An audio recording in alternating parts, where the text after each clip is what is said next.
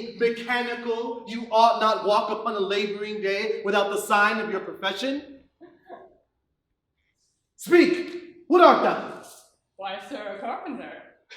Where is thy leather apron and thy rule? What dost thou with thy best apparel on? You, sir, what trade are you? Truly, sir, in respect of a fine workman, I am but what you would say. Come. But what trade art thou? Answer me directly. A trade, sir, that I hope I may use with a safe conscience, which is indeed, sir, a mender of that soul. What meanest thou by that? Mend me, thou saucy fellow? Why, sir, cobble wheel. Thou art a cobbler, art thou? Truly, sir, all that I live by is with thee all. I meddle with no tradesman's matters, nor woman's matters, but all I am indeed, sir, a surgeon to old shoes. So. When they are in great danger, I recover them. But wherefore art not in thy shop today? Why dost thou lead these men about the streets? Truly, sir, to wear out the shoes, to get myself into more work. But indeed, sir, we make holiday to see Caesar and in his triumph. Wherefore rejoice? What conquests brings he home? What tributaries follow him to Rome to grace in captive bonds his chariot wheels? You blocks, you stones, you worse than senseless things. Oh, you hard hearts, you cruel men of Rome. Knew you not Pompey? Many a time and oft have you climbed up to walls and battlements, to towers and windows, yea, to chimney tops, your infants in your arms, and there have sat the livelong day with patient expectation to see great Pompey pass the streets of Rome. And when you saw his chariot but appear, have you not made an universal shout? The Tiber trembled underneath her banks to hear the replication of your sounds made in her concave shores. And do you now put on your best attire? And do you now call out a holiday? And do you now strew flowers in his way that comes in triumph over Pompey's blood? Be gone! Run to your houses, fall upon your knees, pray to the gods to intermit the plague that needs must light on this ingratitude. Go, go, good countrymen, and for your fault assemble all the poor men of your sort. Draw them to Tiber banks. Weep your tears into the channel. To the lowest stream you kiss the most exalted shores of all. They vanish tongue-tied in their guiltiness. Go you down that way toward the capital. This way will I. Disrobe the images if you do find them decked with ceremonies. May we do so? You know it is the feast of Lupercal. It is no matter. Let no images be hung with Caesar's trophies. I'll about and drive the vulgar from the streets. So do you too where you perceive them thick. These growing feathers, plucked from Caesar's wing, will make him fly in ordinary pitch. Who else would soar above the view of men and keep us all in servile fearfulness?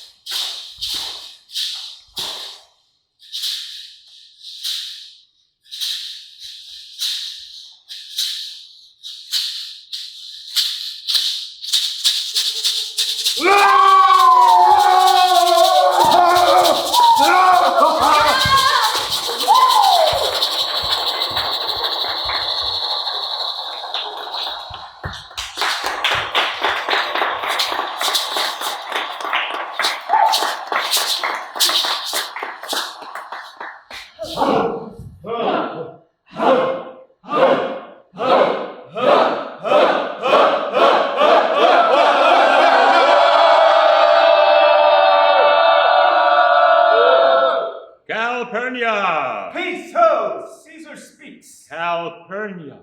Here, my lord. Stand you directly in Antonius' way when he doth run his course. Antonius! Caesar. Forget not in your speed, Antonius, to touch Calphurnia, for elders say the baron touch it in this holy chase. Shake off their sterile curse. I shall remember. When Caesar says do this, it is performed. Sit on, and leave no ceremony out.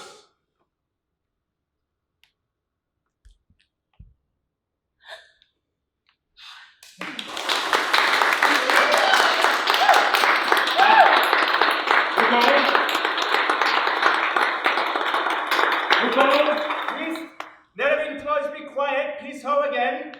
Who is it in the press that calls on me? I hear a tongue shriller than all the music cry, Caesar. Speak, Caesar is turned to hear. Beware the eyes of March. Whose voice is that? A soothsayer bids you beware the eyes of March. Set her before me, let me see her face. Sister, come from the throng. Look upon Caesar.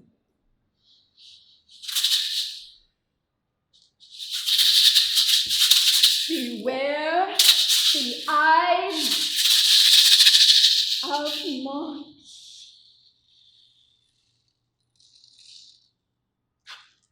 She is a dreamer, let us leave her. Pass.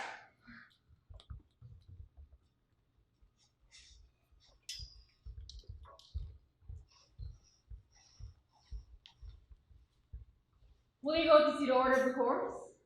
Not I. I pray you do it. I'm not so gamesome.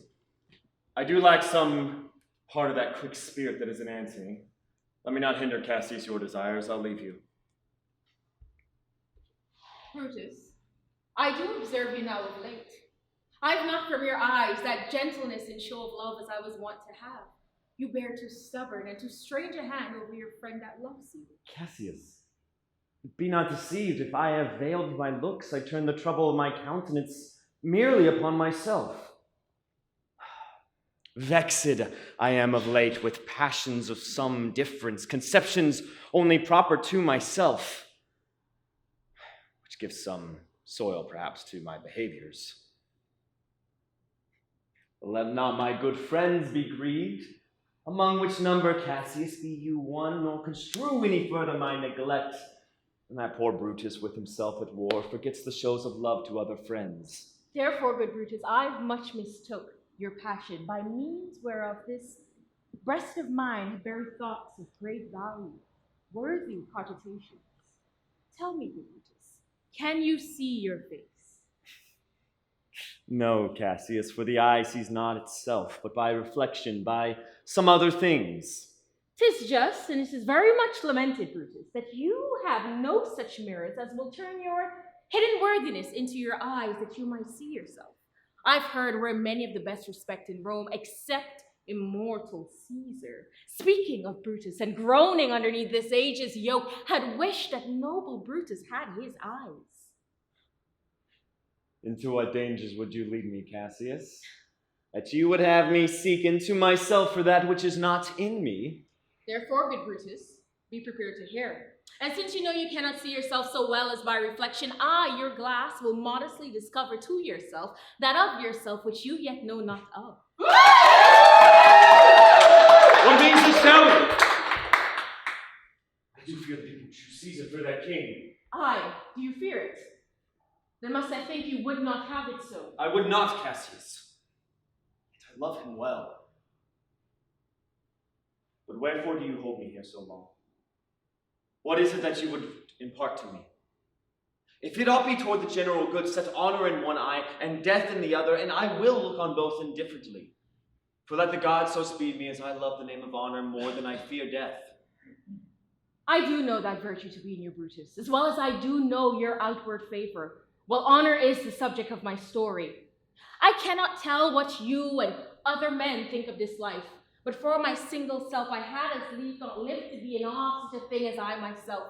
I was born free as Caesar, so were you. We both have fed as well, and we can both endure the winter's cold as well as he.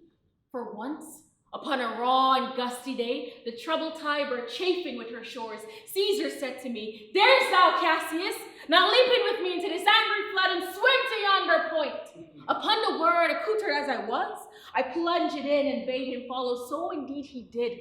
The torrent roared, and we did buffet it, with lusty sinews throwing it aside, and stemming it with hearts of controversy. But ere we could arrive the point proposed, Caesar said to me, "Help me, Cassius, or I sink."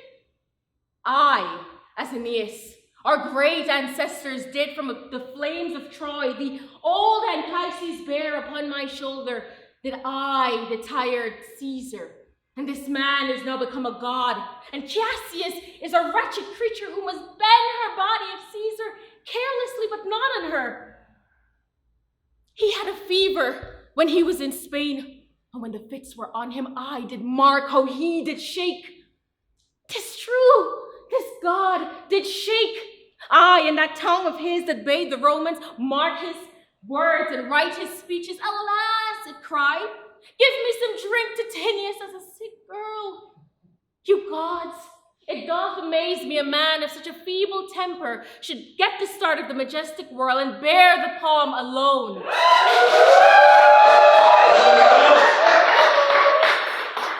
I think believe these applauses are for some new honors heaped upon Caesar. Why, man, he doth strive in our whirl, and we like the colossus peep under and walk about to find ourselves dishonorable graves.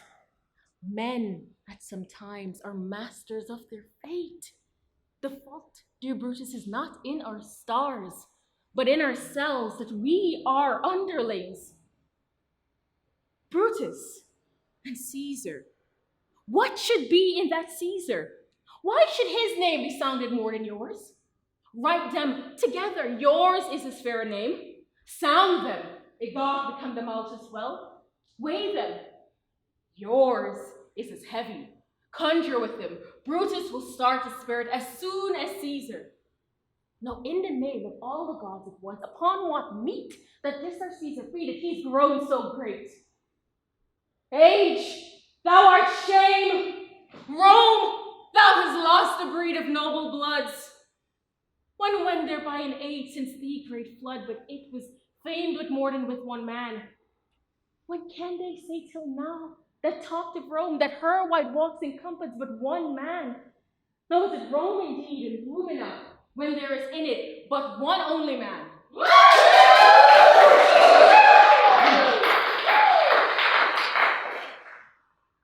That you do love me, I am nothing jealous. What you would work me toward, I have some aim.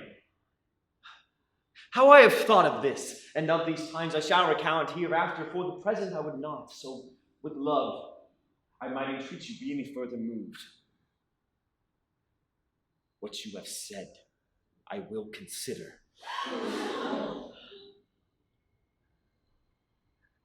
Friend, chew upon this. Brutus had rather be a villager than to repute himself a son of Rome under these harsh conditions, as to like is lay upon us. I am glad that my weak words have struck but this much show of fire from Brutus. The games are done and Caesar's returning. As they pass by, pluck Caska by the sleeve, and he will, after his sour fashion, tell us what had preceded wordy notes. I will do so, but Cassius, look you. The angry spot doth glow upon Caesar's brow, and all the rest look like a chidden train. Caska will tell us what the matter is. Antony, Caesar, my lord. let me have men about me that are fat. Ah, sleek-headed men, and such as sleep o' nights. Young Cassius has a lean and hungry look. She thinks too much. Such ones are dangerous. She is not dangerous. She is an old Roman and well given. Ha ha! Would she were fatter. Ah! But I fear her not. Yet if my name were liable to fear, I do not know the one I should avoid so soon as that fair Cassius. She reads much. She is a great observer and looks quite through the deeds of men. She loves no plays, as thou dost, Antony. She hears no music. Seldom she smiles, and smiles in such a sort as if she mocked herself and scorned her spirit that could be moved to smile at anything. Such ones as she be never at heart's ease when they behold a greater than themselves, and therefore are they very dangerous. I rather tell thee what is to be feared than what I fear for always. I am Caesar. Come on my right hand, for this ear is deaf, and tell me truly what thou thinkst of her.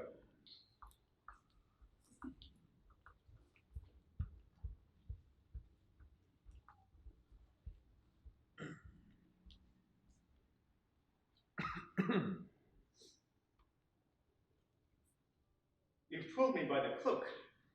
Would you speak with me? Aye, Caska. Tell us, what hath chanced today that Caesar looks so sad? Why, you were with him, were you not? I should not then ask Caska what hath chanced. Well, there was a crown offered him, and being offered, he put it by with the back of his hand, thus. And the people fell a-shouting. What was the second noise for? Why, for that too. They shouted thrice. What was the last cry for? Why, for that too. Was he offered the crown thrice? I married, and he refused it thrice. Every time gentler than the other, and every time mine honest neighbors shouted. Who? Who offered him the crown? Mark Antony. Tell us the manner of it, gentle Caska.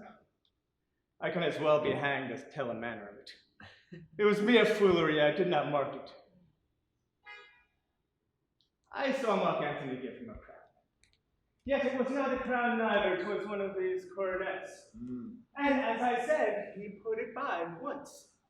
And for all that, to my thinking, he fain would have it. And he offered it to him again, and he put it by again. And to my thinking, he was very loath to lay his fingers on it. And then he was offered it a third time, and he put it a third time by.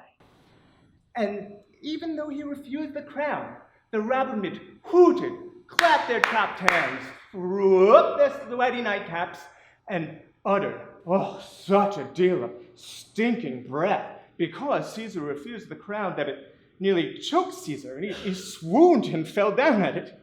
I durst not laugh. But for mine own part, I durst not laugh for fear of opening my lips for receiving the bad air. What soft I've heard you. What? Did Caesar swoon?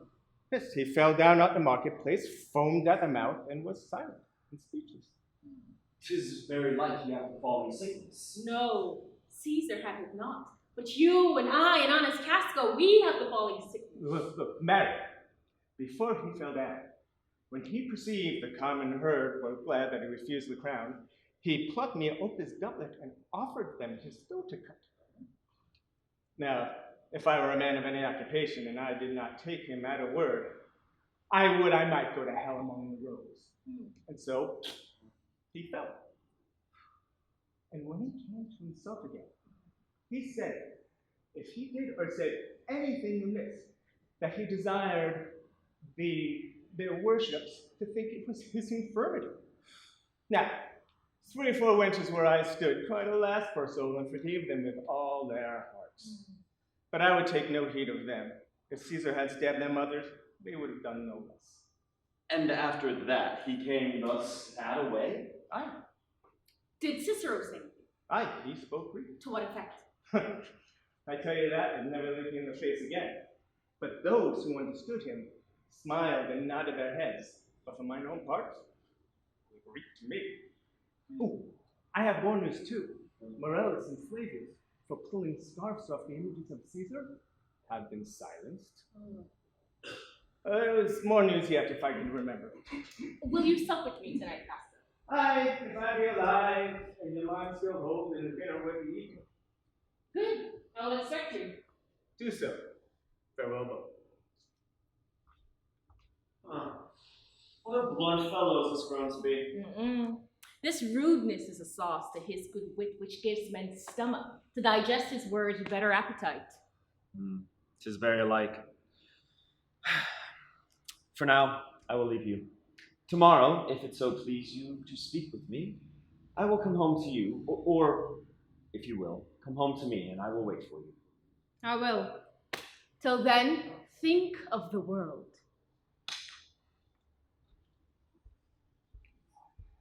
Well, Brutus, thou art noble. Yet I see thy honorable metal may be wrought from that which it is disposed. I will this night in several hands and at his windows throw, as if they came from several citizens' writings, all tending to the great opinion that Rome holds of his names, wherein of securely Caesar's ambitions shall be glanced at. And let Caesar seat him sure, or we will shake him, or worse days endure.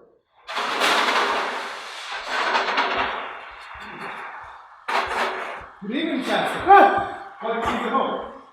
Why are you breathless, and why stare you so? Are you not moved when the sway of earth shakes like an unfurled thing? Ah, Cicero, I have seen the scolding winds rive the knotty oaks. I have seen the ambitious ocean swell and foam to be exalted by the threatening clouds, but never till tonight, never till now, have I been through a tempest-dropping fire. Either there is civil strife in heaven, or the earth too saucy for the gods and senses them to send destruction. Why? Saw you anything more wonderful? Against the Capitol, I met a lion who glazed at me and walked surlily by without annoying me. Drawn upon the heat were 100 ghastly women transformed by their fear, who saw men all in fire walk up and down the streets. Now, at the birth of night, even at noonday, did sit in the marketplace, whooping and shrieking. When these prodigies do so conjointly meet, let no man say that these are the reasons they are natural, for I believe they are pretentious things unto the climate that we point upon. Indeed, it is a strange disposed time, but men may construe things after their fashion, clean from the purpose of the things themselves. Caesar comes to the Capitol tomorrow? He doth. And he did bid Antonius give word to me that he would be there tomorrow. Good night then, Caska. This disturbed sky is not to walk in. Night, Cicero.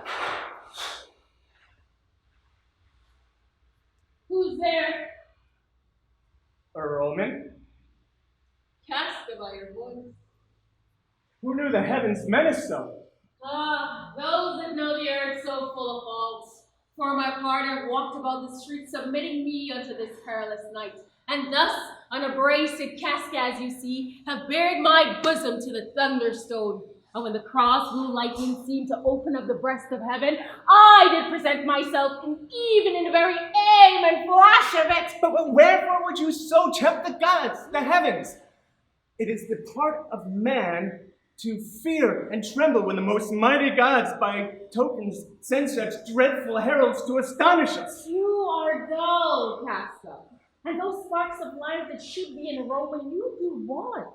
But if you would consider the true cause, why all these fires, why all these gliding ghosts, why birds and beasts from quality and kind, why old men, fools, and children calculate, why all these things change from their ordinance, their natures and performing faculties to some monstrous quality, why you shall find that heaven hath infused them with these spirits to make them instruments of fear and warning unto some monstrous quality. Now could I, Caska, name to thee a man most like this dreadful night, that thunders, lightens, opens flames and roars as doth the lion in the Capitol? A man no mightier than thyself or me in personal action yet, but it is grown and fearful as these strange eruptions are. To Caesar that you speak of, is it not? Indeed, they say that senators tomorrow mean to establish him as king, and he shall have a crown for land and sea in all places, save for Italy. I know where it is, Griffin. Cassius from bondage will deliver Cassius. No stone tower, no walls of beaten brass, no airless dungeon, no strong links of iron can be retentive to the strength of spirit. But life, being weary of these worldly bars, never lacks such power to dismiss itself. So every bondsman in his own hand has the power to cancel his captivity. And why should Caesar be a tyrant then? Poor man.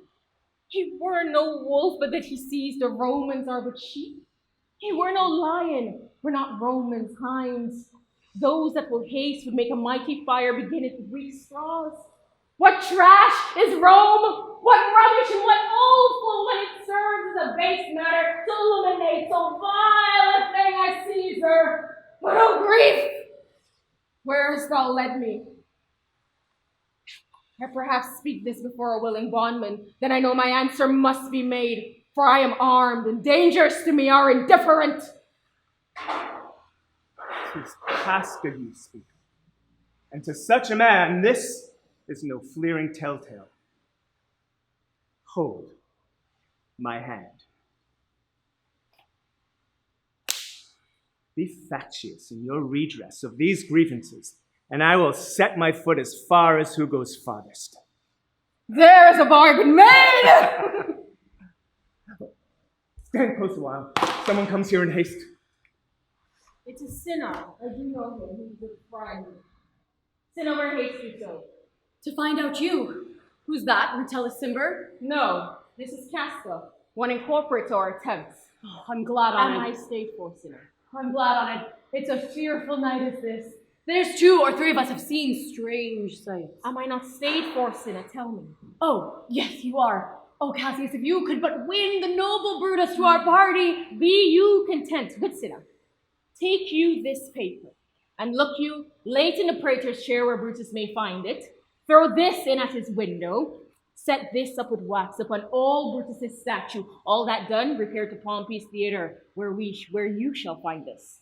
Is Decius, Brutus, and Trebonius there? All but Metellus Cimber, and he's gone to seek you at your house. Well, I will hie, and so bestow these papers as you bade me. All that done, repair to Pompey's theater. Come, Caska. You and I will yet ere day see Brutus at his house. 3 parts of him is ours already. The man entire ours upon the next encounter years. Oh, he sits high in all the people's heart, and that which would seem offense in us, his countenance, like richest alchemy, turns to worth and virtue. Him and his right and our great need of him you have right well conceited. Let us go, for it is after midnight, and yet ere day we will wake him and be sure of him.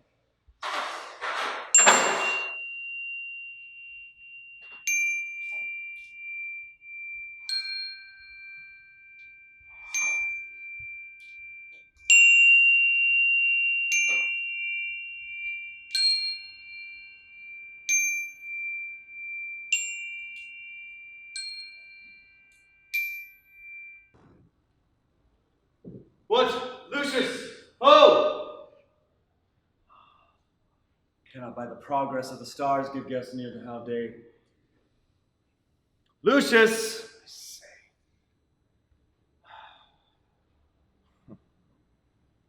I would it were my fault to sleep so soundly. When, Lucius, when? Awake, I say!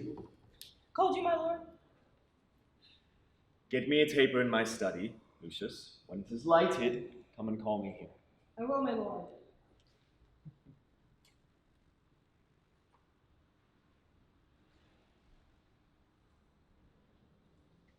It must be by his death.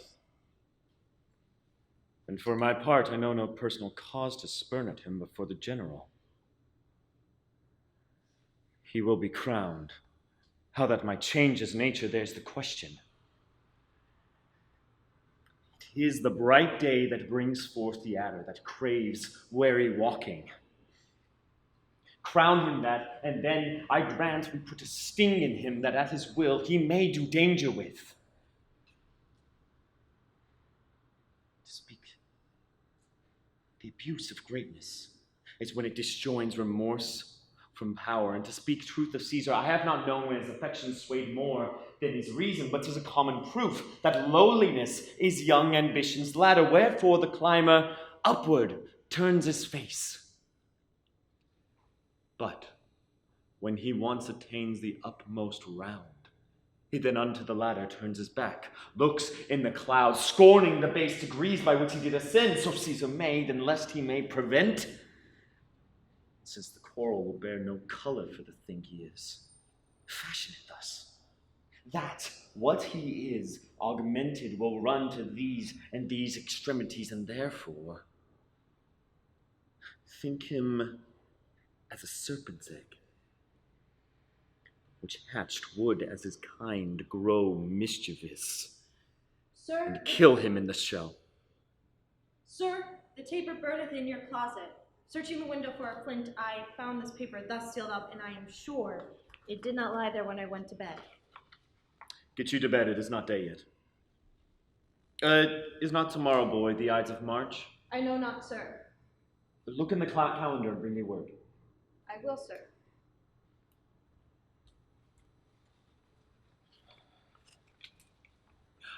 The exhalations whizzing in the air give so much light that I may read by them.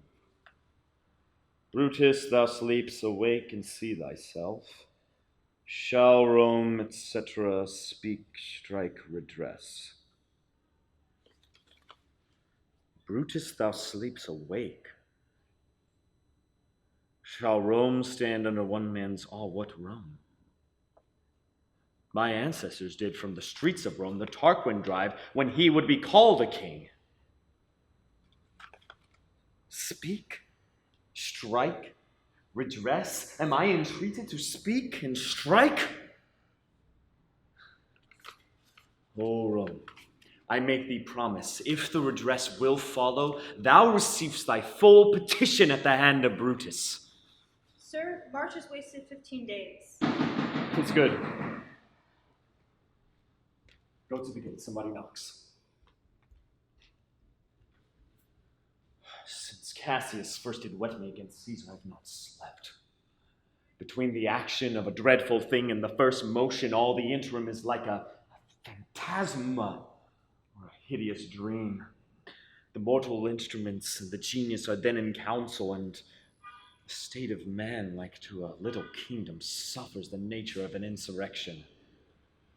Sir, 'tis your sister Cassius at the doctor's out to see you.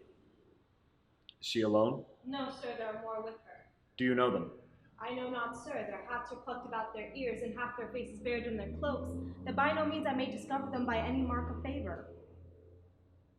Let him enter.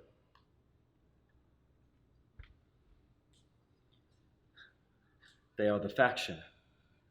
O conspiracy, shamest thou to show thy dangerous brow by night when evils are most free? Oh, then by day where wilt thou find a cavern dark enough to mask thy monstrous visage? Seek none conspiracy. Hide it in smiles and affability to hide thee from prevention. I think we are too bold for your rest, and more reasons to trouble you. I have been up this hour awake all night. Know I these men that come along with you? Yes, every man of them, and every one here but honors you, and every man wish what you had, that opinion of yourself which every noble Roman bears of you. This is my Decius. He is welcome hither. This Caska. This Cinna. This Trebonius. They are all welcome. Shall I impute a word? Here lies the east. Doth the day not break here? No. Pardon, sir, it doth, and yon green lines that do fret the clouds are messengers of day. You shall soon confess that you are both deceived. Here, as I raise my sword, the sun arises, which is a great way growing in the south, weighing the youthful season of the year. Now, a couple of months hence, further up in the north, he first presents his fire. And in the high east stands as the capital directly here.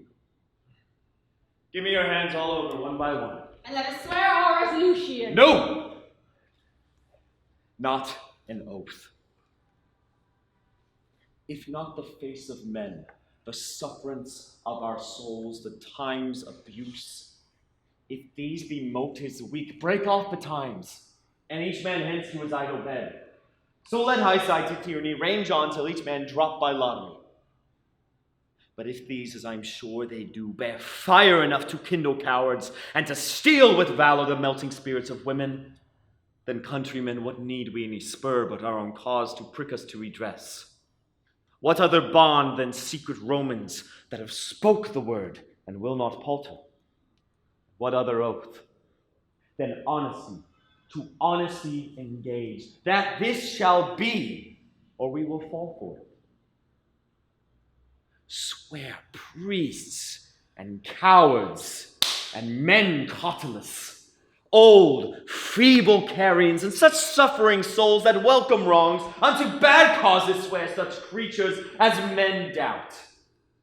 But do not stain the even virtue of our enterprise, to think that or our cause or our performance did need an oath, when every drop of blood that every Roman bears, and nobly bears, is guilty of a several bastardy, if he do break the smallest particle of any promise that hath passed from him. Who?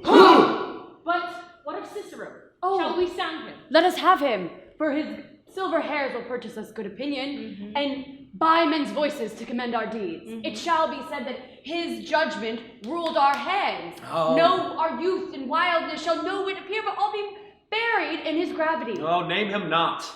Let us not break with him, for he will never follow anything that other men begin. And leave him out. Indeed, he is not fit. Shall no man else be touched but only Caesar? Ah, Decius, well urged. I think it is not meet Mark Antony, so beloved of Caesar, should outlive Caesar. Then we shall find of him a shrewd contriver, and you know his means, if he improves them, may well stretch so far as to annoy us all. So to prevent, let Antony and Caesar fall together. Our course will seem too bloody, Caius Cassius. To cut the head off, and then hack the limbs like wrath and death and envy afterwards. For Antony is but a limb of Caesar. Let's be sacrificers, but not butchers, Caius. We all stand up against the spirit of Caesar, and in the spirit of men there is no blood. Oh, that we could come by Caesar's spirit and not dismember Caesar, but alas, Caesar must bleed for it. And gentle friends, let's kill him boldly, but not wrathfully. Let's carve him as a dish fit for the gods, not hew him as a carcass fit for hounds.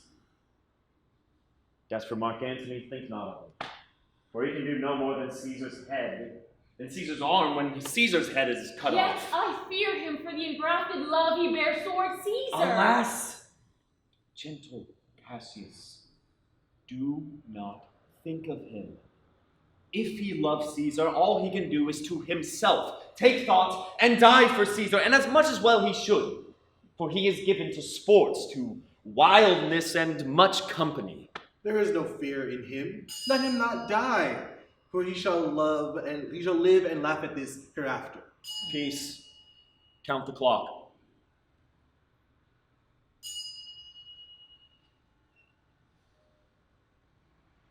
The clock is striking 3. 'Tis time to part. But it is doubtful yet whether Caesar will come forth today or no, for he is superstitious grown of late, quite from the opinions he once held of fantasies, of dreams and ceremonies. It may be these apparent prodigies, the unaccustomed terror of the night, or the persuasion of his augurs may hold him from the capital today. Never fear that. If he be so resolved, I cannot sway him, for he loves to hear that unicorns may be betrayed with trees, and bears with glasses, elephants with holes, lions with toils, and men with flatterers. But when I tell him he hates flatterers, he says he does, being then the most flattered. Let me work, for I can give his humor the true bent, and I will bring him to the capital. Nay, we will. All of us will be there to fetch him. At the 8th hour. Is that the uttermost? Be that the uttermost, and fail not then. The morning comes upon, we'll leave you, Brutus. Let not our looks put on our purposes, but bear it, as our Roman actors do, with untired spirits and formal constancy. And so, good morrow to everyone.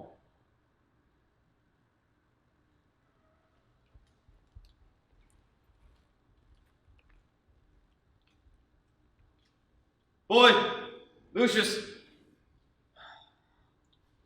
fast asleep. I blame thee not. Enjoy the honey-heavy dew of slumber. Thou hast no figures, nor no fantasies, which busy care draws in the brains of men. Therefore thou sleeps so sound.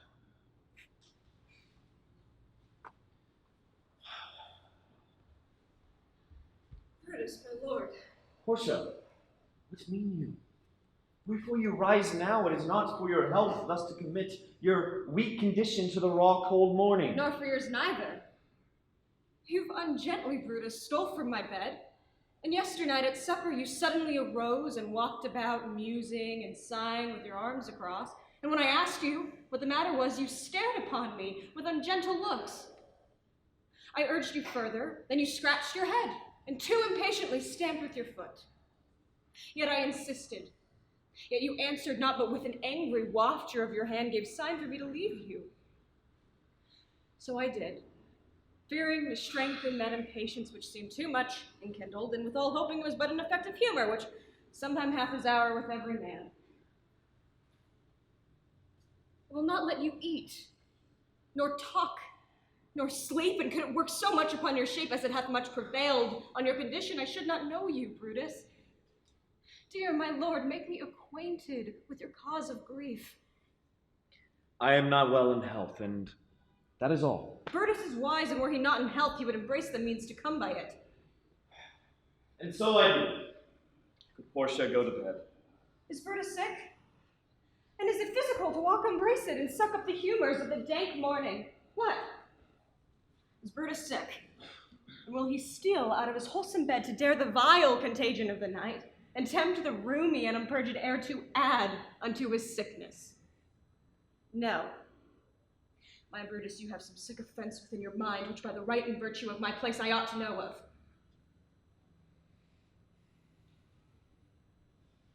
And upon my knees, I charm you by my once commended beauty, by all your vows of love, and that great vow which did incorporate and make us one, be one fold to me. Yourself, your half, why you were heavy? What men tonight have had resort to you? For here have been some 6 or 7 who did hide their faces even from darkness. Kneel not, gentle Portia. I should not need if you were gentle, Brutus. Within the bond of marriage, tell me, Brutus, is it accepted I should know no secrets that appertain to you? Am I yourself, but as it were in sort or limitation, to keep with you at meals, comfort your bed, and talk to you sometimes? Dwell I but in the suburbs of your good pleasure? If it be no more, Portia is Brutus' harlot, not his wife. You are my true and honorable wife, as dear to me as are the ruddy drops that visit my sad heart. If this were true, then should I know the secret. I grant I am a woman, but withal a woman that Lord Brutus took to wife. I grant I am a woman, but withal a woman well reputed, Cato's daughter. Think you I am no stronger than my sex, being so fathered and so husbanded? Tell me your counsels. I will not disclose them. I have made strong proof of my constancy, giving myself a voluntary wound here in the thigh. Can I bear that with patience and not my husband's secrets? Oh, you gods, render me worthy of this noble wife. Portia, thy bosom shall partake the secrets of my heart. All my engagements I will construe to thee. Wait. No. What do you mean? No. What now?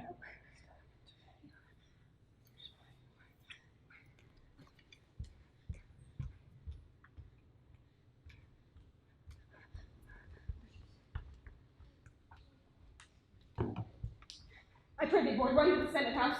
Stay not to answer me, but get thee gone. Why dost thou stay? To know my errand, madam. I would have thee there, and here again, ere I can tell thee what thou shouldst do there. Oh, constancy, be strong upon my side, set a huge mountain between my heart and tongue. Art thou here yet? Madam, what should I do? Run to the capital and nothing else, and so return to you and nothing else. Yes. Bring me word, boy, if thy lord look well, for he went sickly forth. And take good note what Caesar doth, what suitors press to him. Hark! Boy, what noise is that? I hear none, madam. Prithee, listen well. I heard a bustling rumor like a fray. The wind brings it forth from the capital. Sooth, madam, I hear nothing. Come hither, fellow. Which way hast thou been? At mine own house, good lady. What is 'clock?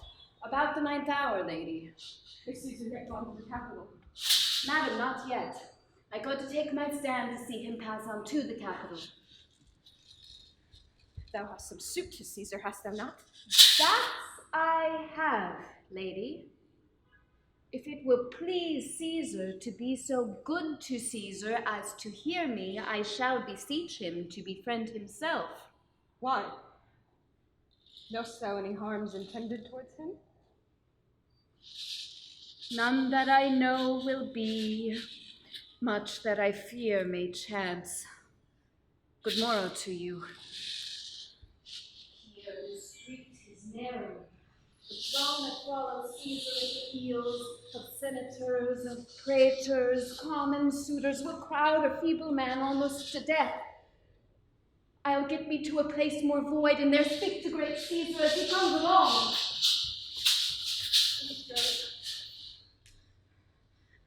Brutus hath a suit that Caesar will not grant. Oh, they grow faint. Run, Lucius, and commend me to my lords. Come to me again, and bring me word what he doth say to thee.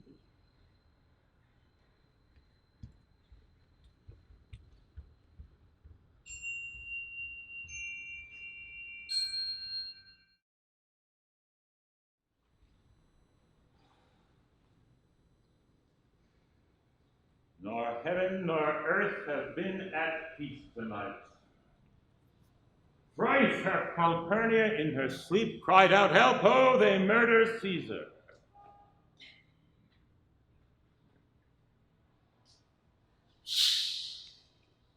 Who's within?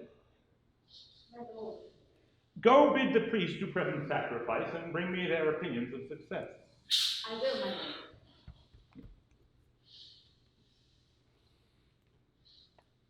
What mean you, Caesar? Think you to walk forth? You shall not stir out of your house today. Caesar shall forth. The things that threatened me now look but on my back. When they shall see the face of Caesar, they are vanished. Caesar, I never stood on ceremonies, yet now they fright me. There is one within, besides the things that we have heard and seen, recounts the most horrid sight seen upon the watch. A lioness hath whelped in the streets, and graves have yawned and yielded up their dead. Fierce fiery warriors fought upon the clouds in ranks and squadrons, and right form of war which drizzled blood upon the capital. The noise of battle hurtled through the air, horses did neigh, dying men did groan, and ghosts did shriek and squeal about the streets. Oh, Caesar, these things are beyond all use, and I do fear them. What can be avoided whose end is purposed by the mighty gods? Yet Caesar shall go forth. For these predictions are to the world in general as to Caesar. When beggars die, there are no comets seen. The heavens themselves place forth the death of princes. Cowards die many times before their deaths. The valiant never taste of death but once.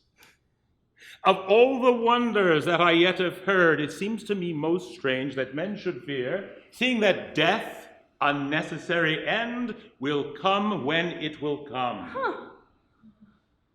What say the augurs? They would would not have you to stir forth today. Plucking the entrails of an offering forth, they could not find a heart within the beast. The gods do this in shame of cowardice. Caesar should be a beast without a heart if he should stay at home today for fear. No, Caesar shall not. Danger knows full well that Caesar is more dangerous than he. We are two lions littered in one day, and I the elder and more terrible. And Caesar shall go forth. Alas, my lord, your wisdom is consumed in confidence. Do not go forth today. Call it my fear that keeps you in the house and not your own. We'll send Mark Antony to the Senate House, and he shall say you are not well today. Let me, on my knee, prevail in this. Mark Antony shall say I am not well, and for thy humor I will stay at home. Here's Decius Brutus. He shall tell them so. Caesar, all hail. Good morrow, worthy Caesar. I have come to fetch you to the Senate House. And you are come in very happy time to bear my greeting to the senators, and tell them that I will not come today. Cannot is false, and that I dare not falser. I will not come today. Tell them so, Decius. Say you say.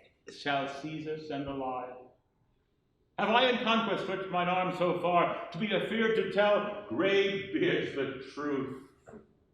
Decius, go tell them Caesar will not come. Most mighty Caesar, let me know some cause, lest I be laughed at when I tell them so. The cause is in my will.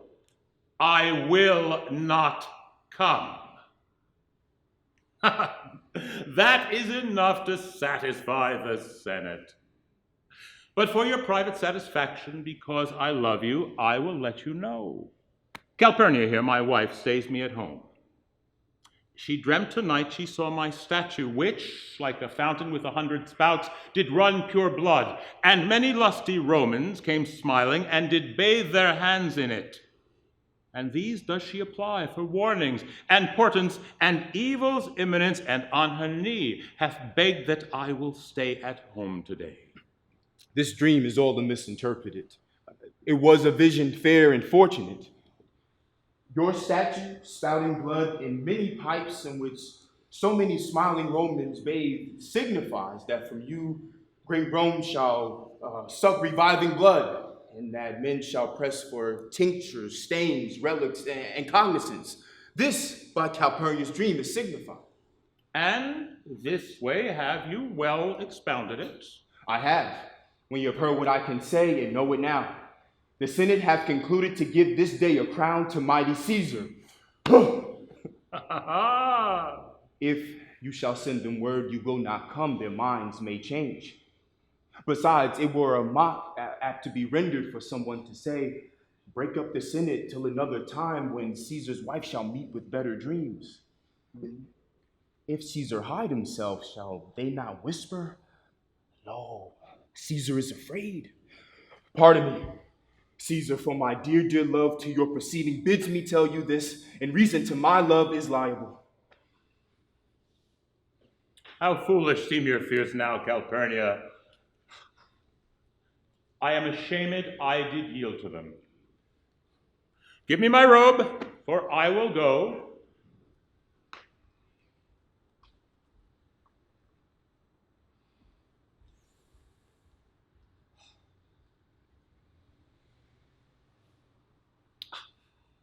Welcome, Metellus. What, Brutus, are you stirred so early too? Good morrow, Caska. What is the clock? Just struck it 8, Caesar. I thank you for your pains and courtesy. Ah, see, Antony, that revels long o' nights, is notwithstanding up. Ah, good morrow, Antony. So to most noble Caesar. Bid them prepare within. I am to blame to be thus waited for. I have an hour's talk in store for you. Remember when you call on me today, be near me that I may remember you. Good friends, go in and taste some wine with me, and we, like friends, will straightway go together. That every like is not the same, O Caesar. The heart of Brutus earns to think upon. Caesar, beware of Brutus. Take heed of Cassius. Come not by Caska, and have an eye to Cinna. Trust not Trebonius. Mark well Metellus Cimber. Decius Brutus loves thee not. Thou hast wronged Caius Ligarius. There is but one mind in all of these men, and it is bent against Caesar. If thou be'st not a mortal, look about you. Security gives way to conspiracy. The mighty gods defend thee.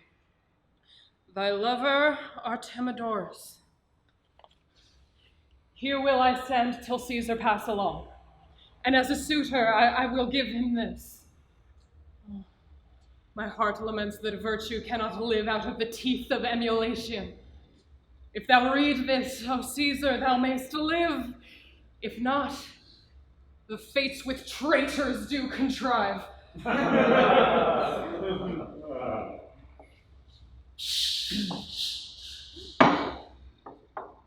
The Ides of March are come. Aye, Caesar, but not gone. Hail, Caesar, read this schedule. Trebonius doth desire to read at your best leisure this his humble suit. Oh, Caesar, read mine first, for mine's a suit that touches Caesar nearer. Read it, great Caesar. What touches us ourselves shall be last served. Delay not, Caesar, read it instantly. What, is the fellow mad? What? Urging your petitions in his house, come to the capital. Cast out peace, we fear prevention. Bruce, what shall be done? If Caesar find himself, Cassius and Caesar never shall return, for I will slay myself. Cassius, be content. For look, he smiles, and Caesar doth not change. Oh, look, you Brutus, Mark Antony's now out of our way. Where is Metellus Cimber? Let her go and presently present her suit to Caesar. He is addressed. Press near and second him. Caska, yours is the first that rears your hand.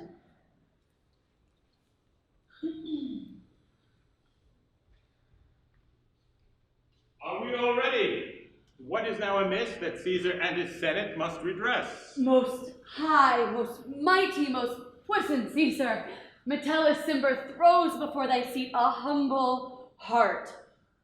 I must prevent these, Cimber.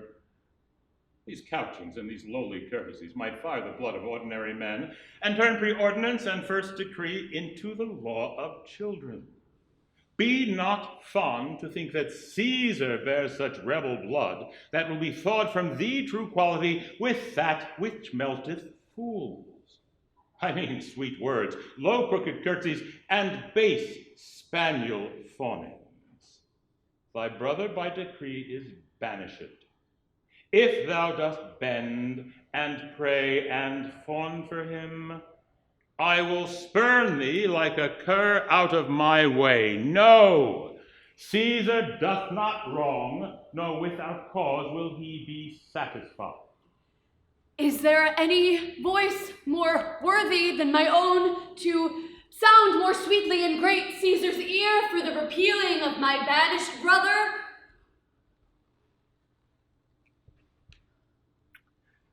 I kiss thy hand, but not in flattery, Caesar, desiring that his brother Cimber may have an immediate freedom of repeal. What, Brutus? Pardon, Caesar, Caesar, pardon. As low as the right we thought Cassius fall to beg enfranchisement for our brother Cimber. I could be well moved if I were as you.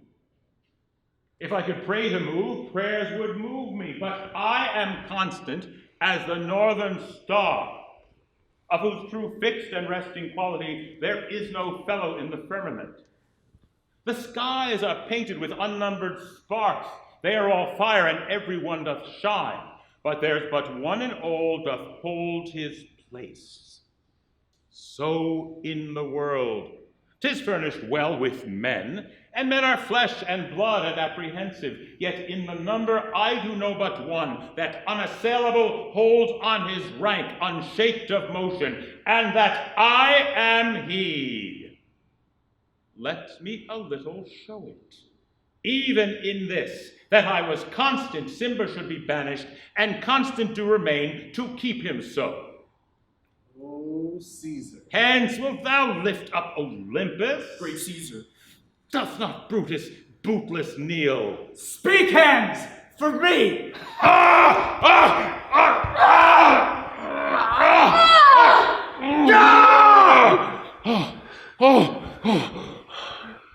Et tu, Brute.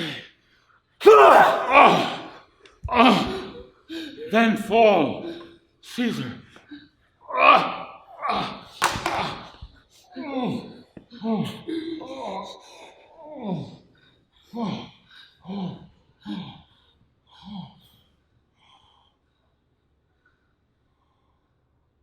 Liberty! Freedom! Tyranny is dead! Run hence, proclaim, cry about the streets! Ooh, some to the common pulpit and cry out, Liberty! Freedom and enfranchisement! 'Tis done! Be still! Ambition's debt is paid. Go to the pulpits, Brutus. And Cassius too. How, Lucius? Here, quite confounded with this mutiny. There's no harm intended to your person, nor to no Roman else. So tell them, Lucius, do it, and let no man abide this deed, but we the doers. Where is Mark Antony? Fled to his house amazed. Men, wives, and children run, cry out, as it were doomsday. Why, he that cuts off 20 years of life, cuts off so many years of fearing death. So are we, Caesar's friends, that have abridged his time of fearing death. Stoop. Romans, stoop. Let us bathe our hands in Caesar's blood, up to the elbows, and besmear our swords. Then walk we, even to the marketplace, with our red weapons o'er our heads. Let us all cry, peace, freedom, and liberty! Stoop then and wash! How many ages hence shall this our lofty scene be acted over, in states unborn and accents yet unknown? So often shall the not of us be called the men that gave their country liberty! What, shall we forth? Aye, every man away. Brutus will lead, and we will grace his heels with the boldest and best hearts of Rome. Soft. Who comes here? A friend of Antony's. Thus, Brutus, did my master bid me kneel. Thus did Mark Antony bid me fall down, and being prostrate, thus he bade me say, Brutus is noble, wise, valiant, and honest. Caesar was mighty, bold, royal, and loving. Say, I love Brutus, and I honor him. Say, I fear Caesar, honor him, and love him. If Brutus will vouchsafe that Antony may safely come here and be resolved how Caesar had deserved to lie in death, Mark Antony shall not love Caesar dead so well as Brutus living, but will follow the fortunes and affairs of noble Brutus, the road the hazards of this untrod state, with all true faith. So says my master, Antony. Thy master is a wise and valiant Roman. I never thought him less. So tell him to please him come unto this place, and he shall be satisfied, and by my honor shall depart untouched. I'll fetch him presently. Oh, I know we shall have him well to friend. I wish we may, but yet I have a mind that fears him well, and my purpose still falls surely to the purpose. But here comes Mark Antony. Welcome, Mark Antony.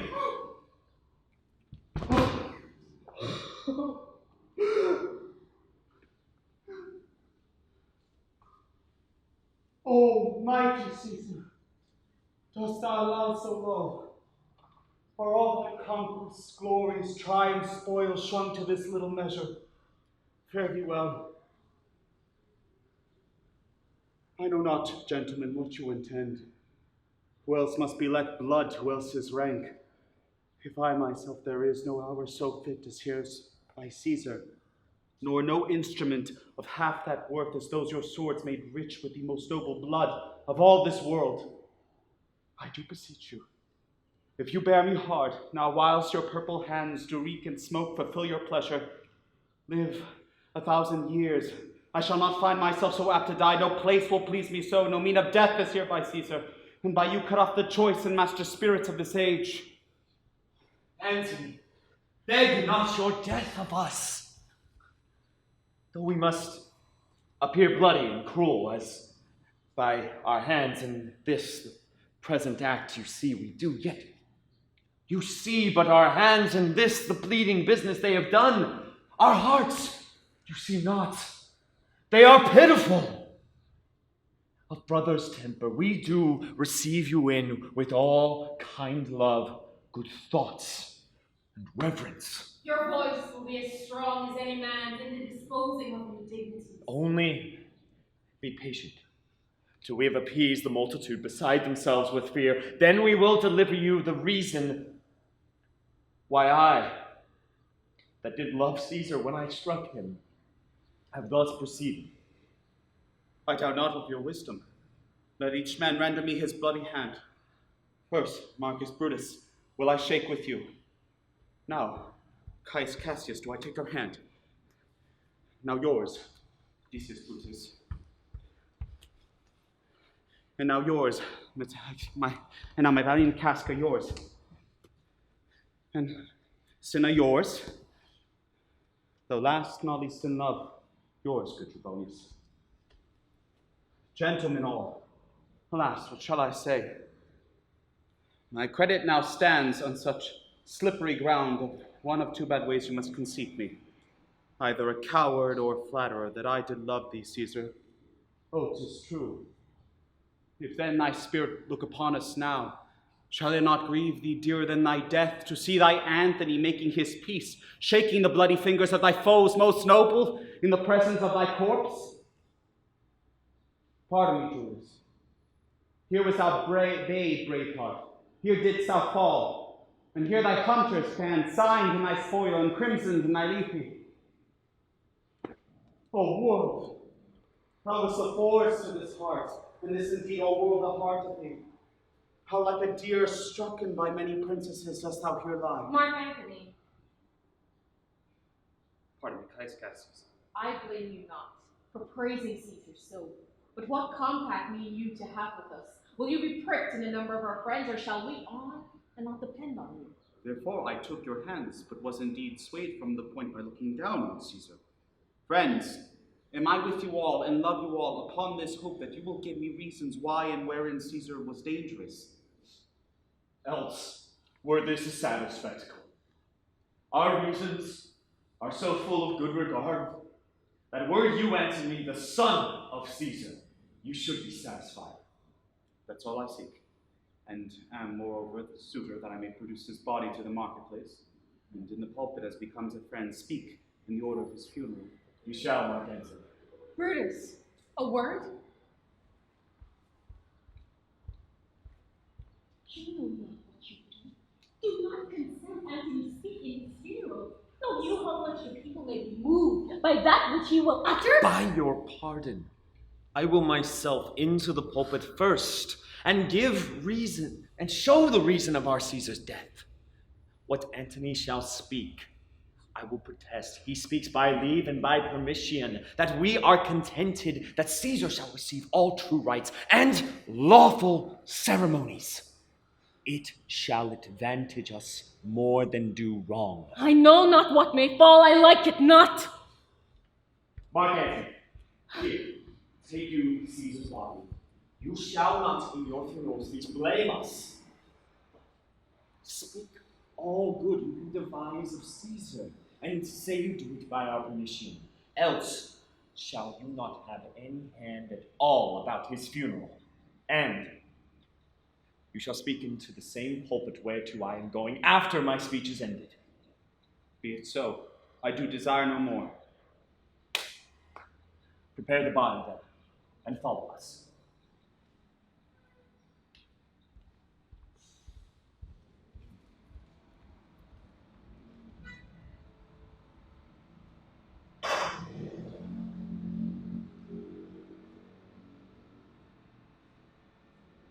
Oh, pardon me, thou bleeding piece of earth, that I am meek and gentle with these butchers. Thou art the ruins of the noblest man that ever lived in the tide of times. Woe to the hand that shed this costly blood! Over thy wounds now do I prophesy, which like dumb mouths do ope their ruby lips to beg the voice and utterance of my tongue. A curse shall light upon the limbs of men. Domestic fury and fierce civil strife shall cumber all parts of Italy.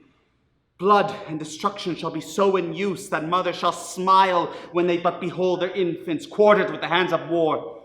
All pity choke with custom and fell deed, and Caesar's spirit, ranging for revenge with Ate by his side, come hot from hell, shall in these confines with a monarch's voice cry, "Call back, and let slip the dogs of war! That this foul deed shall smell above the earth with carrion men groaning for burial!"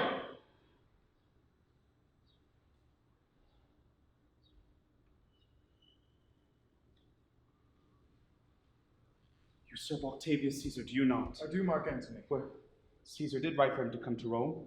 He did receive his letters and is coming, and bid me say to you by word of mouth.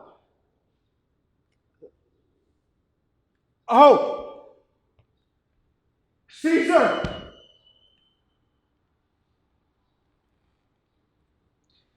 Thy heart is big.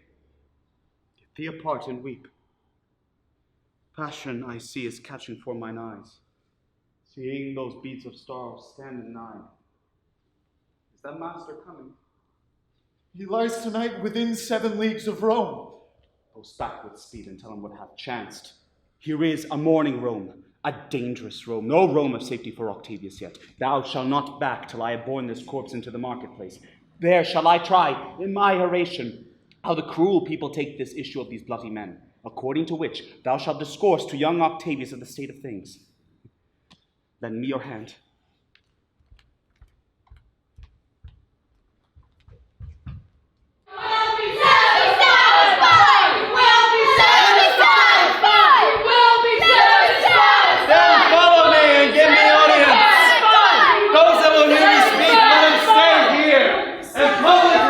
Shall be rendered of Caesar's death. I will hear Brutus speak.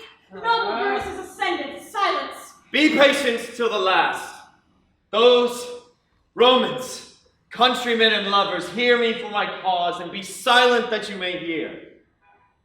If there be any in this assembly, any dear friend of Caesar, to him I say that Brutus's love was no less than his. Ha! If then that friend demand why Brutus rose against Caesar, this is my answer. Not that I loved Caesar less, but that I loved Rome more. Rome! Would you rather Caesar were living and die all slaves, than that Caesar were dead to live all freemen? That Caesar loved me, I weep for him. As he was fortunate, I rejoice at it. As he was valiant, I honor him. Ha! But as he was ambitious, I slew him. There is tears for his love, joy for his fortune, honor for his valor, and death for his ambition. Who is here so base that would be a bondman? If any, speak, for him have I offended. Who is here so rude that would not be a Roman? If any, speak, for him have I offended. And who you is here so vile that would not love his country? If any, speak, for him have I offended. I pause for reply. None! Then none have I offended. Here comes his body now, mourned by Mark Antony, who, though he had no hand in his death, shall receive the full benefit of his dying. A place in the commonwealth, as which of you shall not? With this, I depart. That as I slew my best lover for the good of Rome, I have here the same dagger for myself. When it should please my country to need my dying. Live, Brutus! Live! Live! Make him a triumph home unto his house! Give him a statue with his ancestors. Let him Be Caesar. Caesar's better part shall be crowned with Brutus. We'll bring him to his house with shouts and clamors. My countrymen, Peace! Let us hear. good countrymen, let me depart alone and stay here with Antony. Do grace to Caesar's corpse and grace his speech with your presence, which by our permission Antony is allowed to make. I do entreat you, not a man depart but I alone, till Antony has finished speaking. Stay, ho, and let us hear Mark Antony. Let him go up into the public chair. We'll hear him. Grow up. For Brutus' sake, I am beholding to you. What does he say, Brutus? He says for Brutus' sake he finds himself beholden to us all. Oh, 'twere best he speak no harm of Brutus here. Caesar was a tyrant. Nay, that's certain. We are blessed that Rome is rid of him. Peace! Let us hear what Antony can say. You gentle Romans. Peace, ho! Let us hear him. Friends, Romans, countrymen, lend me your ears. I have come to bury Caesar, not to praise him. The evil that men do lives after them. The good is often interred with their bones, so let it be with Caesar. The noble Brutus hath told you Caesar was ambitious. If it were so, it was a grievous fault, and grievously hath Caesar answered it. Here, under leave of Brutus and the rest, for Brutus was an honorable man, so are they all honorable men, come I to speak in Caesar's funeral. He was my friend, faithful and just to me. But Brutus says he was ambitious, and Brutus is an honorable man. He hath brought many captives home to Rome, whose ransoms did the general coffers fill. Did this in Caesar seem ambitious? When that the poor hath cried, Caesar hath wept, ambition shall be made of sterner stuff. Yet Brutus says he was ambitious, and Brutus is an honorable man. You all did see that on the Lupercal I thrice presented him a kingly crown, which he did thrice refuse. Was this ambition? Yet Brutus says he was ambitious, and sure, he is an honorable man. I speak not to disprove what Brutus spoke, but here I am to speak of what I do know. You all did love him once, not without cause. But what cause withholds you then to mourn for him? O judgment! Thou art fled to brutish beast, and men have lost their reason. Bear with me. My heart is in the coffin there with Caesar, and I must pause until it come back to me. Methinks there is much reason in his sayings. If thou consider rightly of the matter, Caesar has had it great wrong. Has he, masters? I fear there will a worse come in his place. Marked you his words, he would not take the crown, therefore 'tis certain he was not ambitious. If it be found so, some will dear abide it. Poor soul, his eyes are red as fire with weeping. There's not a nobler man in Rome than Antony. Mark you, he begins again to speak. But yesterday the word of Caesar might have stood against the world. And now lies he there, and none so poor to do him reverence. O masters, if I were disposed to stir your hearts and minds to mutiny and revenge, I would do Brutus wrong and Cassius wrong, who you all know are honorable men. I will not do them wrong. I rather choose to wrong the dead, to wrong myself and you, than I will wrong such honorable men. But here's a parchment with the will of Caesar. I found it in this closet. 'Tis his will. Let but the commons hear this testament, which, pardon me, I do not mean to read.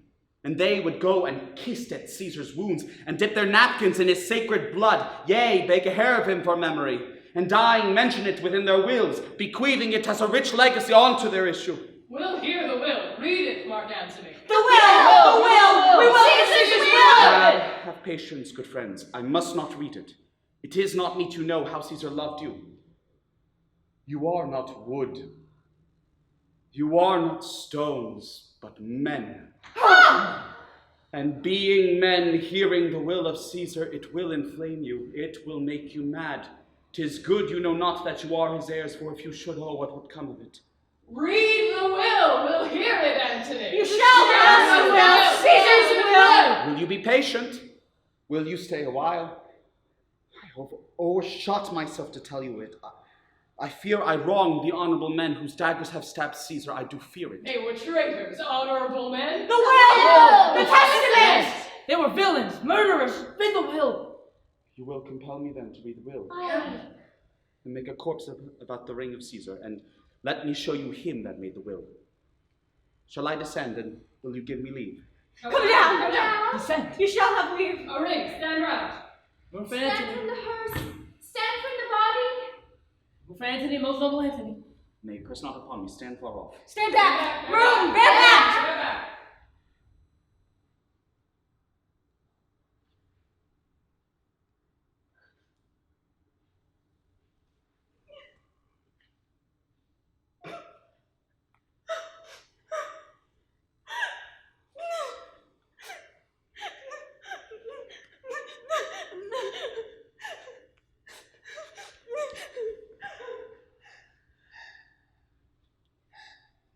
If thou have tears, prepare to shed them now. You all know this mantle? I remember the first time ever Caesar put it on. 'Twas on a summer's evening in his tent. That day he overcame the nervii. Look in this place, wherein Cassius staggered through. See what a rent envious Caska made? Through this the well-beloved Brutus stabbed, and as he plucked his cursed steel away, mark how the blood of Caesar followed him, as rushing out of the doors to be resolved. If Brutus so unkindly knocked or no, who you all know was Caesar's angel. Judge, oh you gods, how dearly Caesar loved him. For when the noble Caesar saw him stabbed, in gratitude more strong than traitor's arms quite vanquished him, then burst his mighty heart, and in the mantle, muffling up his face, even at the base of Pompey's statue, which all the while ran blood, great Caesar fell. Oh, what a fall was there, my countrymen. Then I, and you, and all of us fell down. Oh, what weep you? And I perceive you feel the dint of pity. These are gracious drops. Kind souls, what weep you when you but behold our Caesar's vesture wounded? Look you here. Here is himself, marred as you see with traitors. Oh, make it a spectacle. Most noble Caesar. Oh, awful day. Traitors, villains. Oh, what bloody sight. Well, revenge is death. Revenge. Avenge! Seek, burn, fire! Stay, countrymen! Peace there and hear the noble Antony.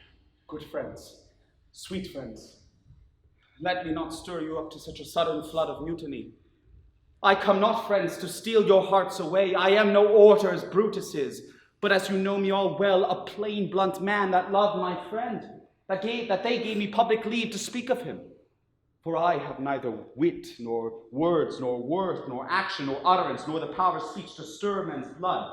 I only speak right on. I tell you that which you yourselves do know. Show you sweet Caesar's wounds, and bid them to speak for me, poor, poor dumb mouths.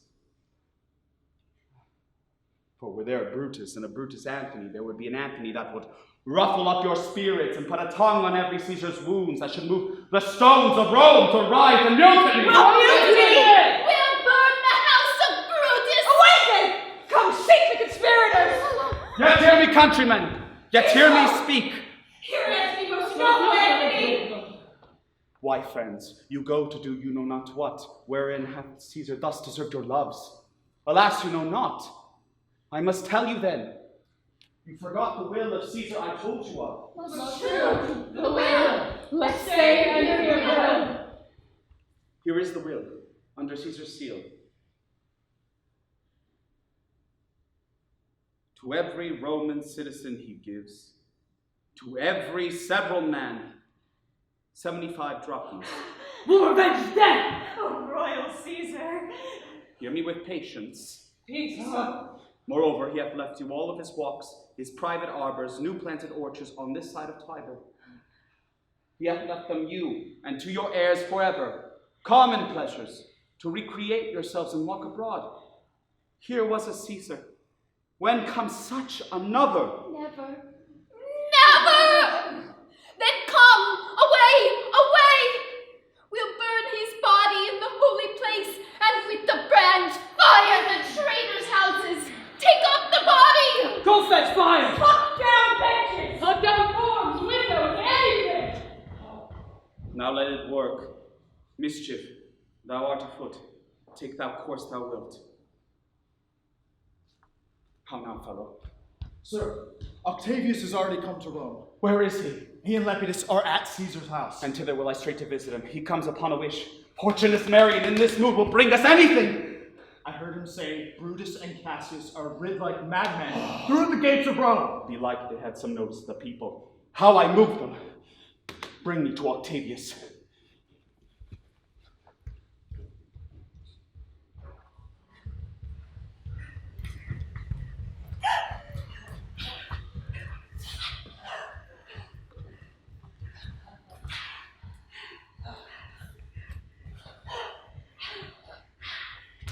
I dreamt tonight that I did feast with Caesar, and things unluckily charge my fantasy. I have no will to wander forth of doors, yet something leads me forth. What is your name? Whither are you going?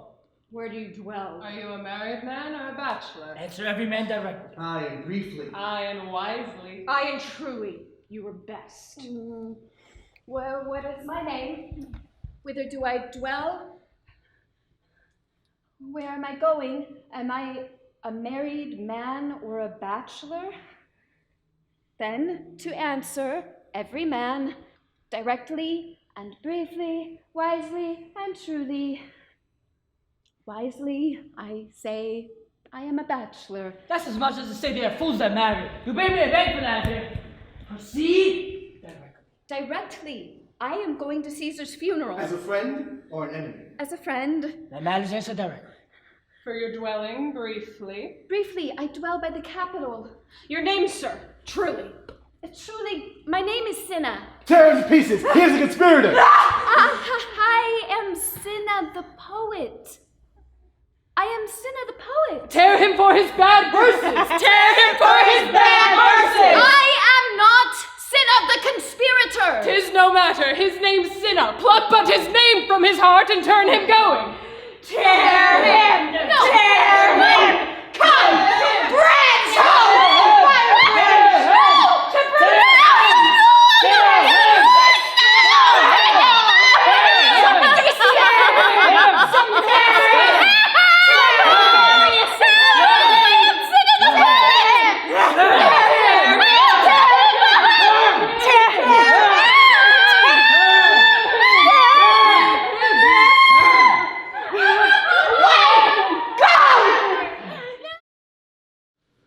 These many then are pricked.